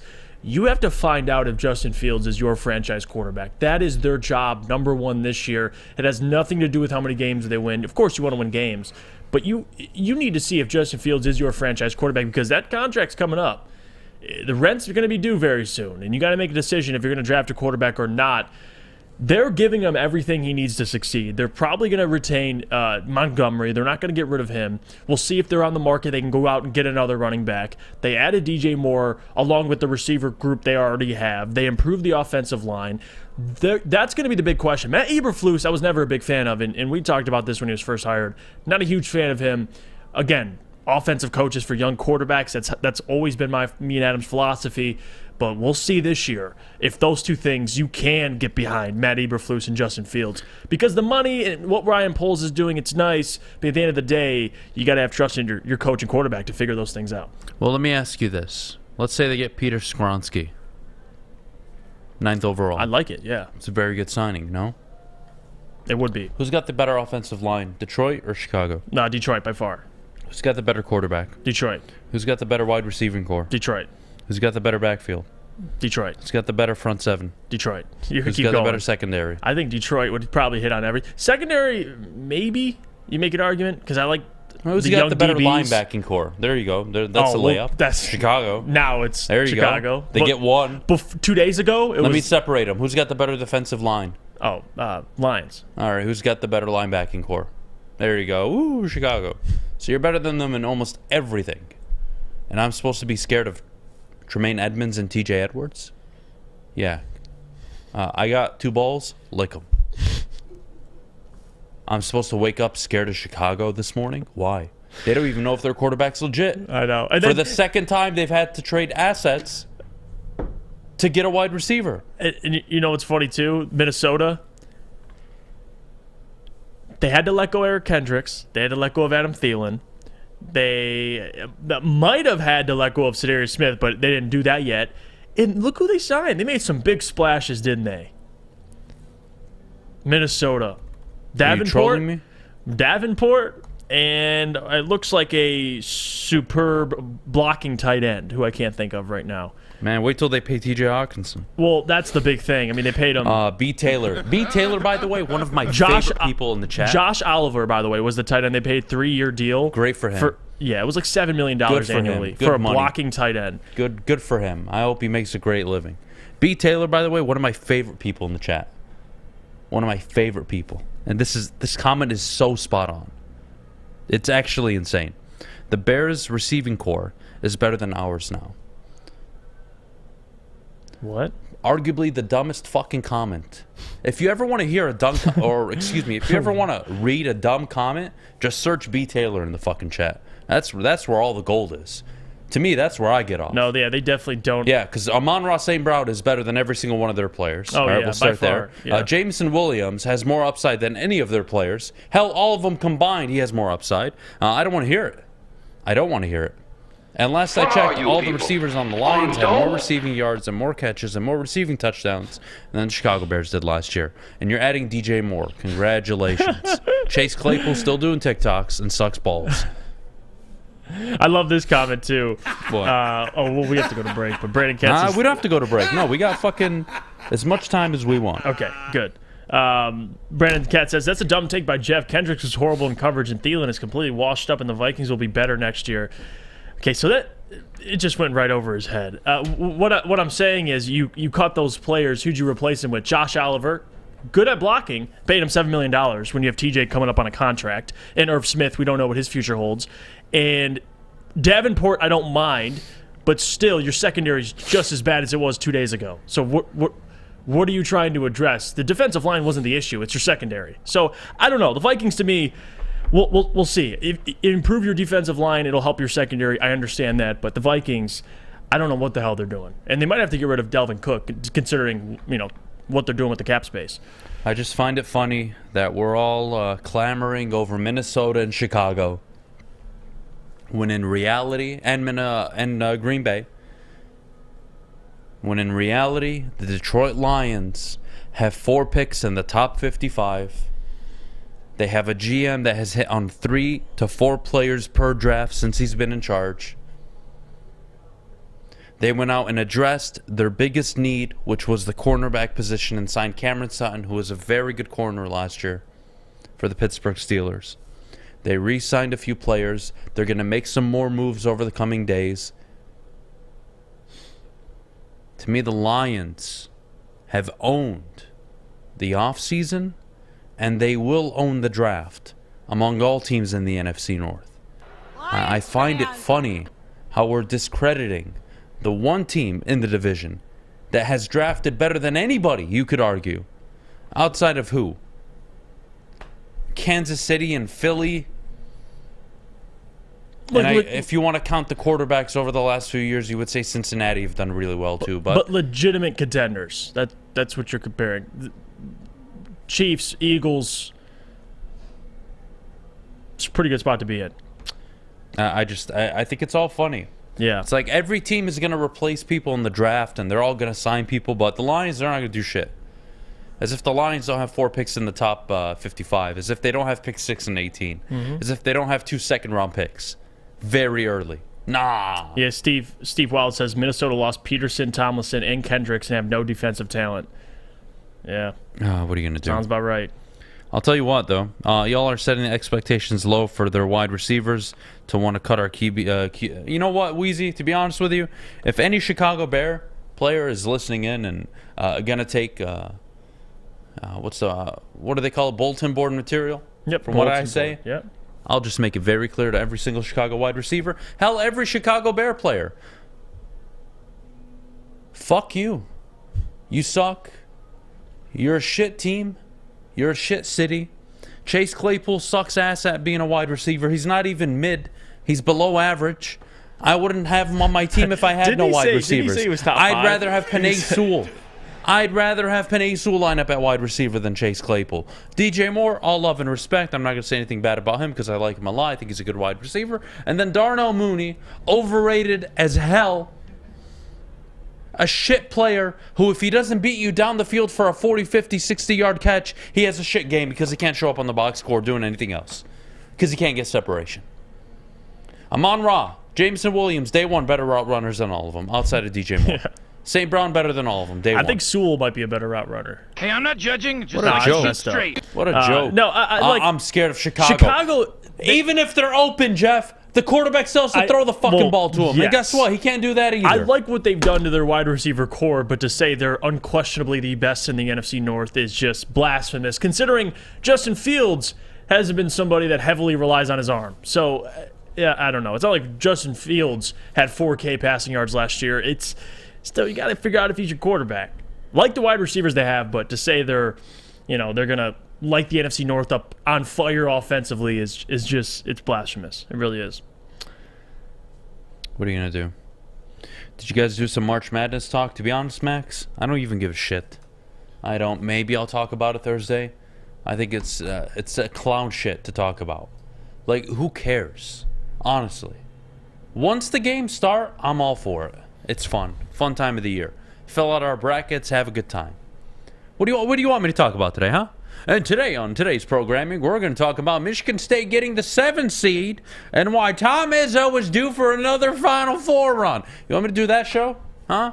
Or do you want me to do the show where Michigan and the NIT, they're going to decline the bid, are they? Because North Carolina declined it. Michigan should decline it. You want me to do that show too? Huh? What do you want? Oh, do you want me to talk about Gonzaga? Do you want me to talk about who? Houston being a very, very good team, worthy of the number 1 seed. What would you like me to talk about?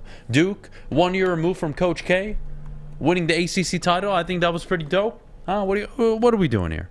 Fucking talk about March Madness. Maybe when it starts, I'll talk about it. Maybe. News check for all of you. Reality check as well. Nobody gives a shit about college basketball until Friday morning. Nobody. And if they do, they're just super fans. God bless them. Respect them. No problem. But nobody gives a shit. Talk about March Madness. Might as well talk about the USFL and the XFL while we're at it, right? Fuck. What are you gonna do around here, huh? JB, you actually watch the USFL? Yeah, the you know, XFL. I don't want to hear it, actually. It's bad enough that Fish does it. And, of course, the guy we replace him with watches the same shit. All right? Well, he I doesn't don't want watch to hear sumo, but, you know. Do you watch sumo, JB? No, I do not. He watches football. I do watch wrestling, though. That's fair. Wrestling's fine. I think we all grew up as wrestling fans. No? Of course, yeah. I think most of us either A, still watch it or B, outgrew it to an extent. Yeah. Or just don't like the people that are doing it now. So No, JB likes football, and I'm not talking about football. Football. I'm talking about American It's football. called soccer, man. I don't. It's not football. Because I feel like if you said that to Fish, you like football, you'd be like, I do. I enjoy football. And you're like, no, Fish. Because that's I'm Fish, American and he's football. more New Zealand than he is American, and he's not even from there. It pisses me off. I love Fish, man. All right. Goat. Ole Miss, by the way, you see what they did? Signed former Texas head coach. Yeah. Problem with that or no? Because the charges were dropped, dude. This the world. I'm just saying. This is the world. The charges were dropped. It's the world we live in. What world? Where you were exonerated and now you can't get a job? I'm just saying. Yeah, well, I don't know. It might be premature. It might be too early. Ole Miss- All I'm saying is charges were dropped. He got punished by getting fired. Somebody hired him. What's the Do problem? you see this right here? What is that? Your asshole? This is how many fucks Ole Miss gives. Oh, yeah. Zero. Zero. And that's why, you Thought know you were what? going somewhere else with it that. is, Chris. No, I wasn't going. You was not going there with it. Chris Beard, whatever. I mean, Ole Miss. Oh, God. He's actually a good basketball coach. If you're talking about what he did off the court with his spouse. Can we talk about disgusting. murderers for a second? But he's a head coach. Your boy again. Brandon Miller? Love him. What do you want to talk about? This comment's so out of pocket. Want to talk about Bama, #1 overall seed with an accessory to murder, just chilling and playing. That's out of pocket, man. It's not an accessory to murder. I think the kid will be fine. If that was your kid, I think you'd be defending him night and day. So Yeah. I'm going to leave it there. Can he play basketball? I think so. I don't know. think he can. What do I know? So let's take a break. When we get back, we'll get the show back on track. 9:40 coming up. I have something very special to say about some team in town that I think is going to surprise a lot of people over the coming months. We'll get to that at 9:40. But before we go, Jeff, our good friends over at the Sports Marketing Agency. Let me tell you about them. The Sports Marketing Agency helps spread awareness about mental health and substance abuse. Their new podcast, This is the S Word, helps fight the stigma about seeking help. If you or someone you know is struggling, head to thesportsma.com for more information.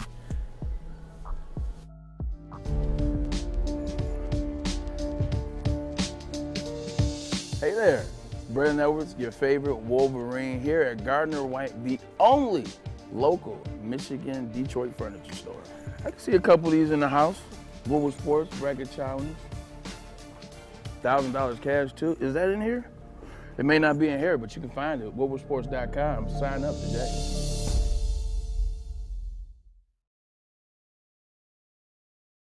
Introducing the Planet Fitness Guide to getting that post-workout glow. Step 1. What's your why? More epic energy? Better sleep? Blow off steam? Step 2. Join Planet Fitness for just $10 a month and get moving in our clean and spacious clubs. Step 3. Bask in that post-workout glow. Join Planet Fitness today for just $10 a month. Join today at any of the 50-plus Detroit area locations.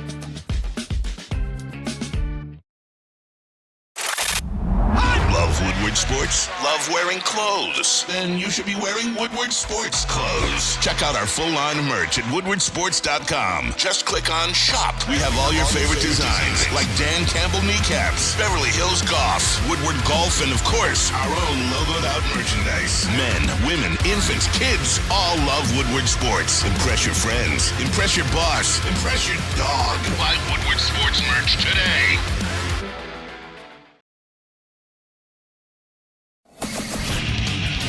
Get a shot up. This is for the win.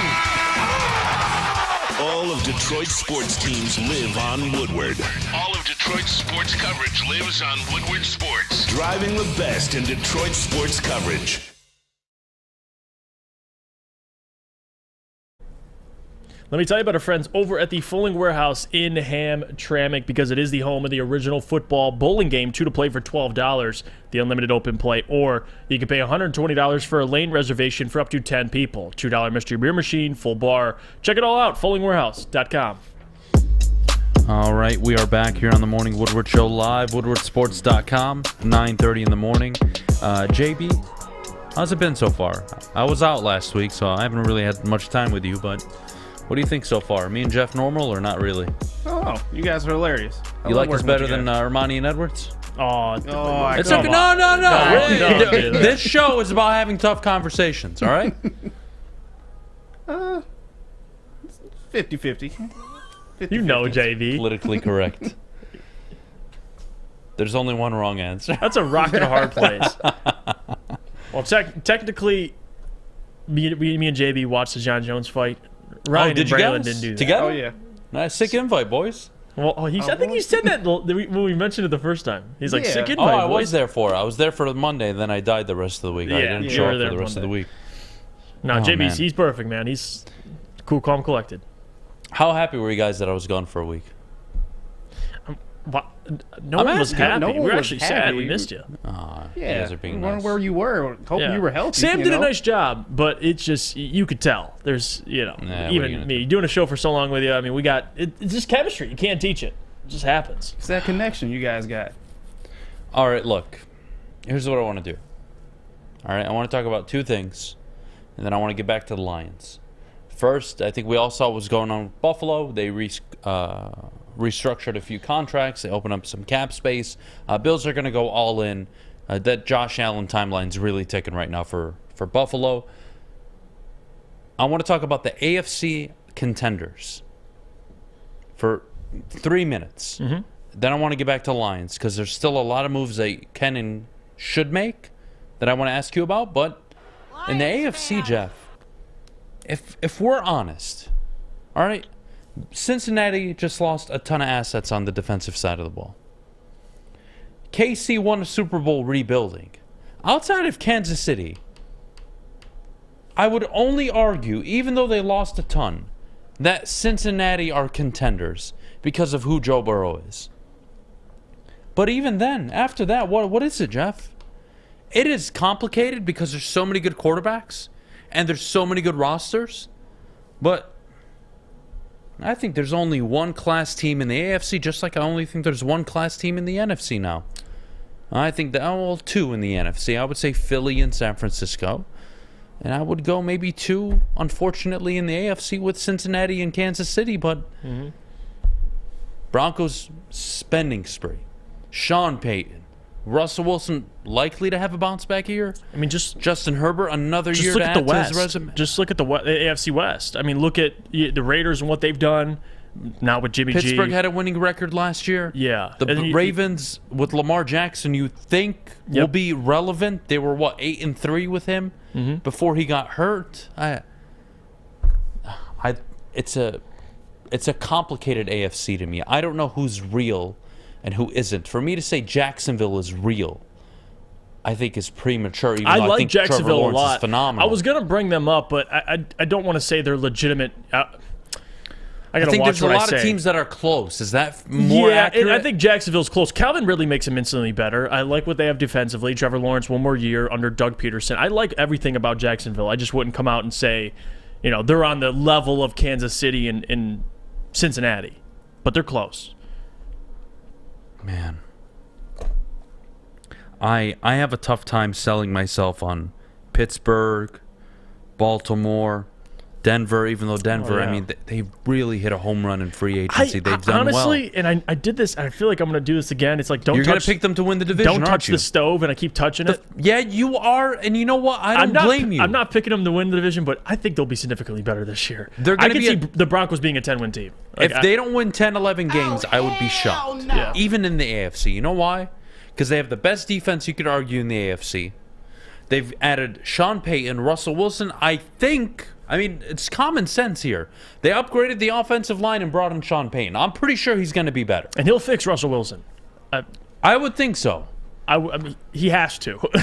So there's a lot of players in the AFC, man. You got Justin Herbert out in Los Angeles, but we all question the coach. Nobody's really. But they got Kellen Moore now. Offense, I think, will be a little better, but still. I did think they improved, but when you blow a 27-0 lead, that's defense. I don't know many coaches. Forget the defense. Yeah. I just don't know many coaches that overcome that. Is that fair? Oh, that's fair. Yeah. I don't know many coaches that can finally make a playoff berth, right, with a talented roster and overcome it. The only way he overcomes it, in my opinion, and it's a lot to ask for, is by winning that division and winning a playoff game. Yeah. You gotta break old habits in LA. Lions have to do the same thing. Lions have to go win a division. They have to win a playoff game. You have to break that 30-year drought. Mm-hmm. And for the Chargers, it feels like forever. Same thing. Yeah, they got to win a playoff game this year. They don't get Brandon Staley out of there. Yeah, he should have been gone last year. He's gone without it. Yeah. See, I have a tough time firing a guy after he gets me to the playoffs. My quarterback looks better. Everything did look better. And they were up 27-0 in a playoff game. Difficult. Why they didn't run the ball more? Look, it's always complicated. But AFC's wide open. Back to the Lions. They've got money still to play with. Day 2 now.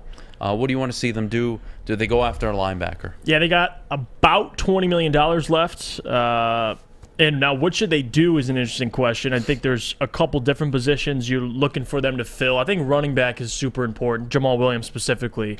They got to find a way to get that deal done. Deshaun Elliott, I think that's an important deal to get done. John Kaminsky, they got to re-sign those 3 players. You know, if they can't, they can't. But you at least have to try. If you can't get Jamal, then you just re-sign Justin Jackson and you say, all right, let's go draft a running back. Because after Jamal, I don't see the Lions going out and spending any type of money over what Jamal would cost on a running back. So, I mean, if you're talking about what position they should fill, to me, it's got to be resigning Deshaun Elliott, finding a safety that plays his role. If you can't resign Deshaun Elliott, then you got to go find another safety. Other than that, I like they address the corner, they address linebacker, they address defensive tackle. If they re-sign Kaminsky, they'll address that, having another edge rusher. So they're making the right moves. I think the last one I would suggest is locking up Jamal Williams and go out and re-signing Deshaun Elliott, because those 2 positions were important last year. You saw the impact Deshaun Elliott had when he wasn't there, and you saw the impact the run game had when Jamal Williams wasn't playing well. So 2 significant players. And that's I'm going to agree with directions. Mike Bell in the chat. If I had to pick between the 2 players, I would rather re-sign John Kaminsky over Deshaun Elliott.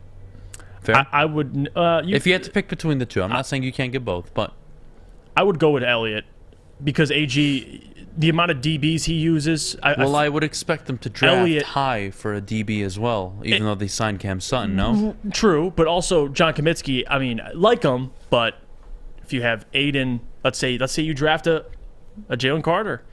You have Aiden, Jalen Carter, James Houston, Josh Pascal, Aleem McNeil. Like Kaminsky a lot. Love the mentality he plays with. But if we're talking like snaps you're going to be playing, Deshaun Elliott will be playing more snaps than John Kaminsky. Like it is what it is. But I like them both. So I'm not going to argue with you. You like John Kaminsky. He was solid last year. And teams, he's going to have a market for him. He will. What are your thoughts on Alex Anzalone? You happy with it? He doesn't.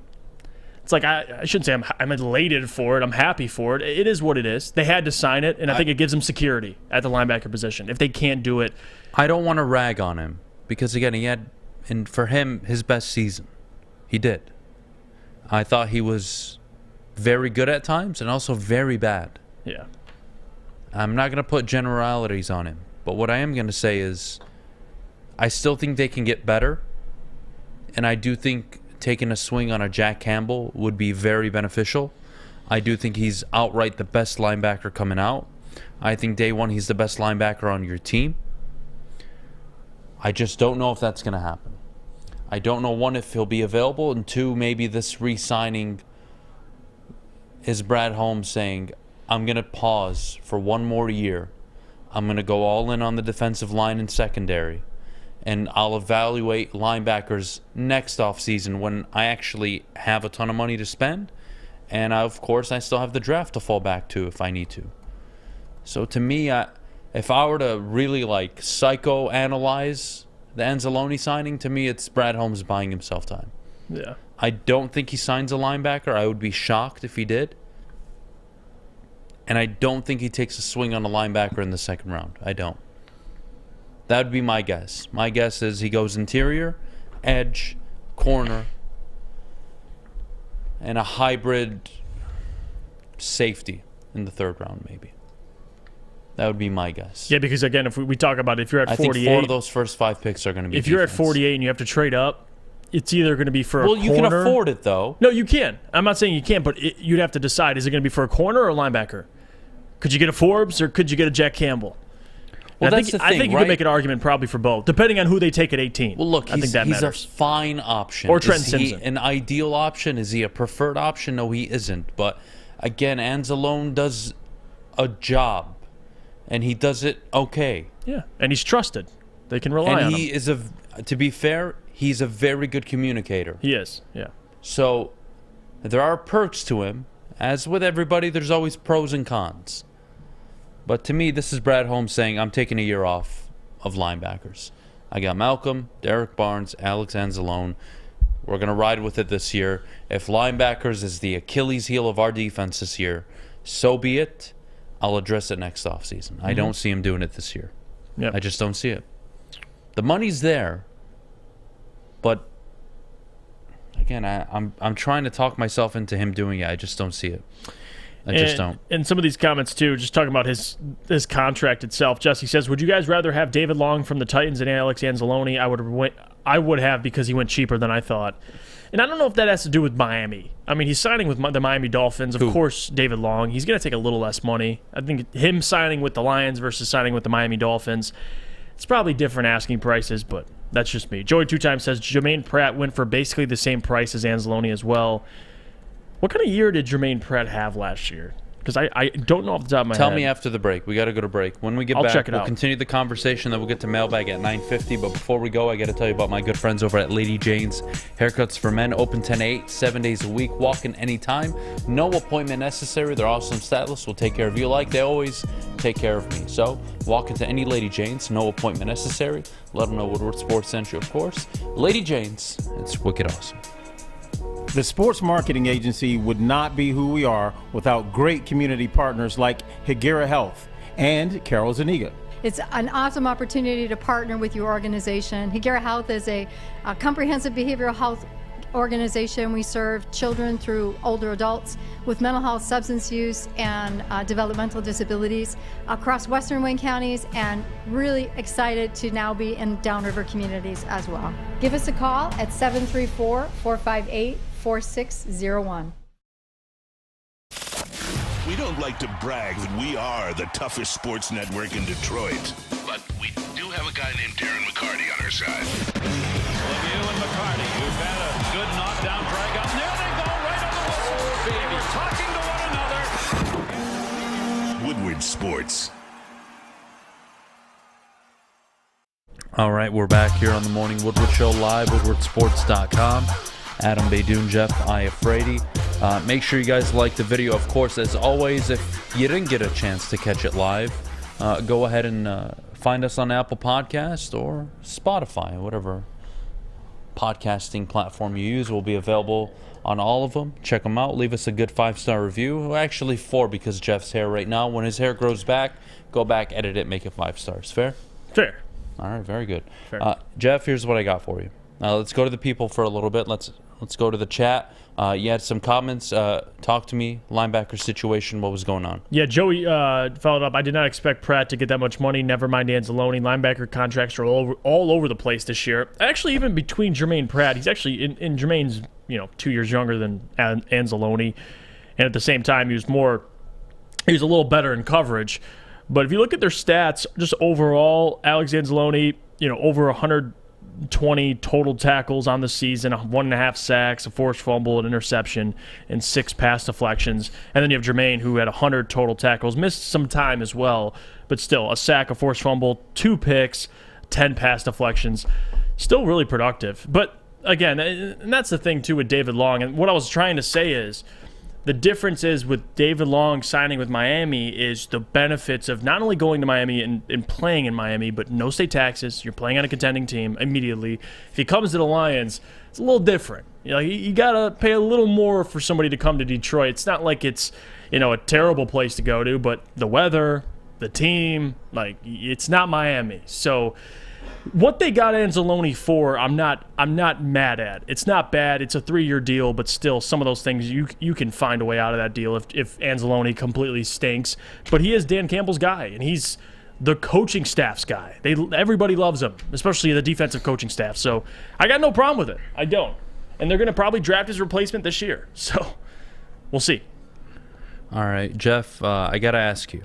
Jordan Jordan Lanfair asks, Jeff, Adam, what is your least favorite moment in Detroit sports history? My favorite moment in Detroit sports history? Yeah. Least favorite. Oh, least favorite. Least favorite. Probably No, don't say the LeBron 20 consecutive points, whatever the number was. Well, that still sticks in my craw, but... Really? Yeah, because I watched that. Another one... See, to me, it's the Tigers never winning a World Series. Oh, you're talking about if you want to talk about disappointment. a moment in time, it's the David Ortiz Grand Slam. Well, I would say that to me, I throw up every time I see it. The David Ortiz Grand Slam was the biggest fuck you I can remember in my life. I never felt worse. The PI call against Dallas, I don't give a shit.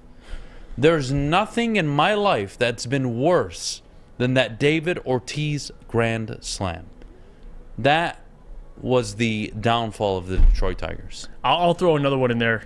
Robert Horry being left wide open. But they got a chip at least, right? Right? That team should have won more than one. They were in the Eastern Conference Finals a handful of years. Yeah. And they were in the finals the next year. But there's a couple. I mean, see, you guys Detroit sports. You guys complaining about the 2005 Pistons and the 2009 Red Wings. I won't allow it. They won the championship the year prior. There is a big difference. The Tigers had nothing and won nothing, and then got swept by the Giants. My God.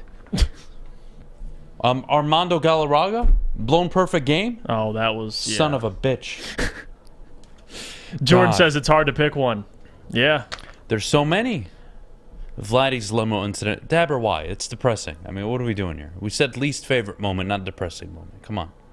What are we doing here? Jim Joyce. What a bastard. How do you sleep at night? Garrett says on WoodwardSports.com in the chat thread, he says, I thought about the Horry moment too. 0-16 was rock bottom, though. See, to me, no. 0-16 was fun. I was a kid. That was fun. Because they weren't good. So fuck it, root for history. Let's go 0-16. I was a kid. To me, that was fun. They were scoring 30 points a game down the stretch, and they were losing shootouts. Oh, it was a blast. It was Jesus, a blast. I can't believe that. You kidding me? How about my least favorite moment also? If we're all honest, was Calvin Johnson retiring? That sucked. Yeah, because we all heard about the stories. Because you and I, we grew up relatively the same timeline. Yeah. Barry was like mythical, right? You didn't know, but you knew. But you watched Calvin. You experienced Calvin Johnson. Yeah. When he retired, I was like, man, Barry Sanders 2.0 retiring early, and obviously happy for him. But damn, that was a shitty moment too. Yeah, it was. Still one the of phantom call, by the way, on it was on Kareem Abdul-Jabbar. Yep, Kareem Abdul-Jabbar. Yeah, Bill Laimbeer did not foul that man, but it is what it is. A lot of moments. Guys, if you did not enjoy the 0-16 season, it's because you were an adult at the time. I was a child. I was, 9, 10 years old? When was it, 2008, 2006? No, 2008. In 2008, how old was I? I don't know. I love this comment. Evan S. says, Billups for Iverson trade for me. Yeah, when Joe Dumars made that trade, everything went kind of downhill from there. That was so later, man. You had to make him. He felt like he had to make a move. He wanted the team to take a step forward, and the move was trading Chauncey, who ended up going and playing with Melo, and they actually had decent success in Denver. And then you get Allen Iverson. He sold jerseys at least, right? That's all he was there for. I mean, I was in 8th grade. I was in 8th grade when the Lions went 0-16. Wow, really? So I had no idea what life was about. All I know is that them losing was fun at the time because there was nothing else to root for. They sucked. To be honest, the Red Wings were Stanley Cup champions at the time, right? So you had that to offset everything. You had the Tigers that were about to turn into a mega team with Miguel Cabrera. A lot of good stuff happening at the time. Moving on. We'll take a break. When we get back, get your questions in the chat. Jeff and I will answer them. Share your least favorite moments. We'll read those off as well. But before we go, Jeff, our good friends over at Cintron. Let me tell you about our friends over at Cintron. It's the official energy drink of the Red Wings. And right now, they have an exclusive offer for Woodward sports fans and their limited edition Red Wings 6-pack. Only $15 plus free shipping. Head to drinkcintron.com/Woodward and try it today. All 3 delicious Cintron flavors in one. Classic sugar-free, and cranberry. That's drinkcintron.com/Woodward. Braylon Edwards here. Michigan Wolverine. Your favorite Wolverine, by the way. I'm here at Gardner White, the only local Michigan furniture store. You gotta come check them out. Lazy Boy, that's my section. They look nice. Perfect timing for that WoodwardSports.com bracket challenge.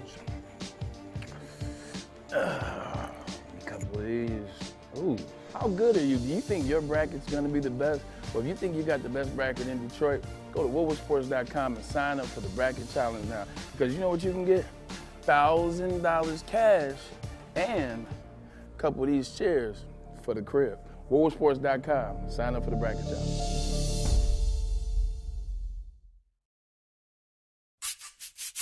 You don't have to go to the beach, man.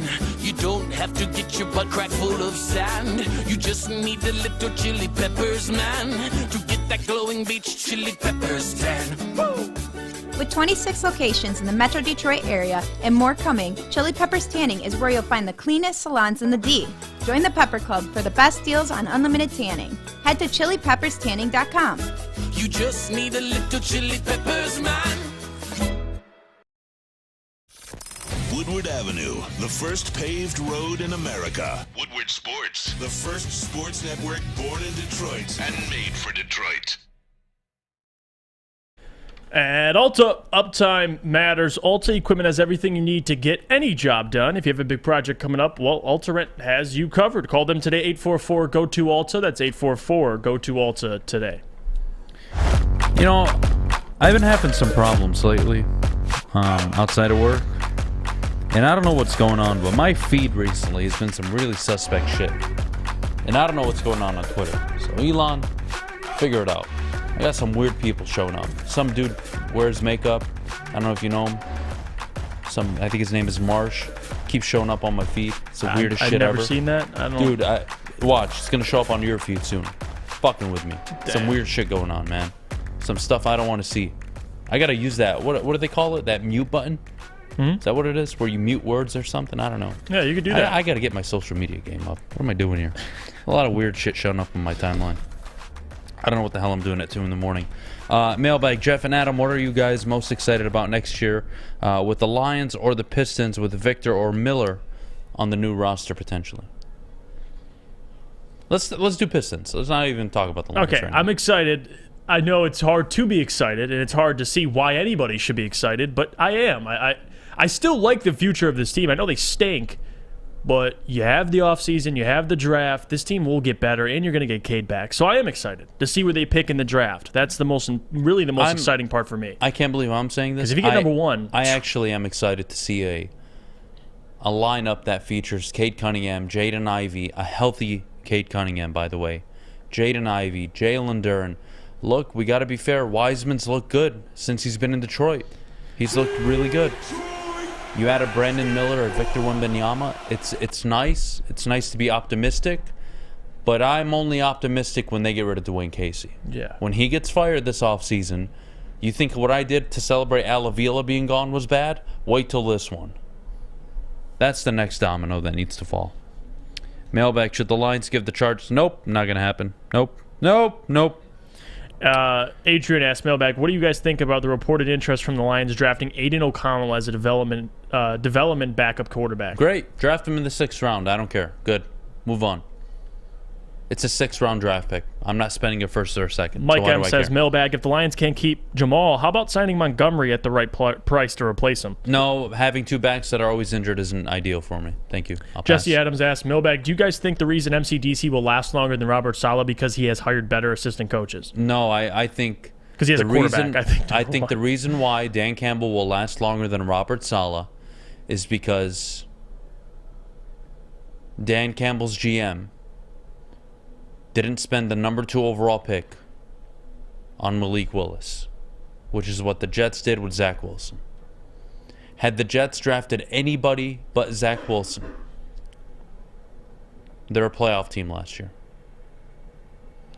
Robert Saleh has shown he can coach a defense. Robert Saleh has shown he can command a locker room. But you got to win, bro. And starting 6-2 and finishing the way you did is unacceptable. And he knows that. Right. And is it ideal that Joe Flacco, Mike White, and Zach Wilson start down the stretch? No, it's not. Sucks. But you know what? That's the NFL, Jeff. It sucks. It's hard. And you got to overcome shit. So as much as I love Robert Saleh, he's got to figure it out this year. And if Aaron Rodgers is there, that comes with expectations. People are going to expect the Jets to be a wild card team at the worst. They missed the playoffs, he's gone. Big Con 51 mailbag. I have a suspicion that Bryce Young will fall in the draft. What do you think? I think that's a valid suspicion. I think he will fall in the draft. I think he's to falling to 2. Yeah. And that's where he's going to stay. Yeah. I think he goes to Houston 100%. That he to me is somebody that DeMeco Ryans and company would fall in love with. What about this one? John Parker says, mailbag, if the Lions draft Carter 6th and Cansey falls to 18, do you take 2 defensive tackles?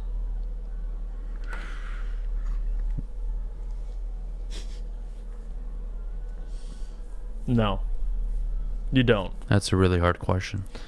No, you take the best corner at 18. Who does that? What if they're not available? Then you take... Not available. So it's just Cansey. So you take Cansey then. Bijan Robinson. That's what you take. Bijan's going way too high. That's tough. That's a tough one because I love the player. I'm going to give a shitty cop-out and just say he's not going to be available at 18. Oh, my gosh. I can't answer that. I plead the fifth. Mailbag, if Michigan loses tonight, why are Michigan playing? What's tonight? It's the NIT. Yeah, it's the What start does of the NIT stand for? Not in tournament? Yeah. National Invitational Tournament, maybe? I don't know. What does Basically. NIT stand for? I don't know. I can find out for you. Michigan basketball. What a shame. What a shame. It's, Wins with it's the Beeline's national- players, and everybody says he's better than Beeline. It's the National Invitation Tournament. Oh, there you go. I thought it stood for not in tournament, but here we go. Learn something new every day. It's the real March Madness. Oh, yeah. Oh, yeah. Jamcat says, Jeff Mailbag, are you letting Sutton continue to wear 20? No. Get the fuck out of here. No. How about I'll void his contract tomorrow? Yeah. Before I let him wear number 21 20. or 19 or he 22. can wear 21. 21 would be dope. I'd love to see him wear 21. Yeah, I don't know It's one of my who- favorite numbers, actually, by the way. I don't know who has 21 on the Lions, but if no one has it, take it. There you go. No 20. Oh, God. Let's see what other questions we have. How high will Adham get at the draft party? To be determined. Let's see who's available, huh? We'll see. Mailbag, if we can't re-sign Jamal, why not offer a day 2 pick for Derrick Henry? Because he costs a lot of money, and he's useless on the Detroit Lions, in my opinion. Yeah, I think he's useless on the Detroit Lions. I know that sounds crazy. Oh, Hear me Walker's out. 21. Huh? No, that people Tracy chiming Walker's in. 21? Yep. I love So I love 19. the number 21. Or Dope 22. number. Just keep going up until you get your own. Honestly, 33 is a solid number for a corner. Asante Samuel vibes. No, 24 was Asante Samuel, actually. Take that back. More disappointing, the Tigers losing 2 World Series or Michigan losing the championship game in basketball. I would say the Tigers. Michigan getting to the college championship game was a huge deal, man. The fact that they got there twice in a 3, 4, 5 year span was insane. But the Tigers to not walk away with a World Series title with those teams, heartbreaking. Do you think this means anything? Jesse Adams says that Seahawks signing Jermont Jones, doesn't that make you think they are willing to go defensive Yeah, end? they're probably going Will Anderson if he's available. If Arizona trades out. Yeah. But if Arizona take Will Anderson, I still think Tyree Wilson's a realistic option for Seattle at 5. Let's see what else we have here. Jesse, a group of friends and I went out for dinner and drinks Saturday. Met a diehard Jags fan. Yeah, I know that's odd. Him and I bet $100 on who would make the conference title game first. Thoughts on it? I think you're going to lose that bet, Jesse. Because I've witnessed the Jags in my lifetime make 2 AFC title games. And the Lions make 1 divisional game. Actually, I wasn't alive when they made the divisional round, so I take it back. There you go. There you go, Jesse. Risky bet. Trevor Lawrence, risky bet. Raiders just signed Jacoby Myers. You think they'll win the division with that? Booner, fuck you. What kind of question is that, huh? Second day back. Bruh. That's what you ask me? I should kill you. I should kill you. 6 is a bad spot for having eyes on Will Anderson. Can't forget it. Sucks to suck, but you know what? That's what happens when Baker Mayfield wins a game with the Los Angeles Rams and it kills your draft spot. But then nobody cares about it at the time, but now everybody's complaining. What are you going to do? Well, that's it for today's show. Thank you guys all for tuning in. Make sure you like the video. Make sure you subscribe to the channel. We appreciate all of you as always. Jeff, thank you so much. JB, it's a pleasure. That villain laugh is like, I'm going to fucking break that board. Fletch, nice to see you, buddy. Maybe today's your last day too, who knows. We're out of here. See you guys tomorrow. God bless. Enjoy the day.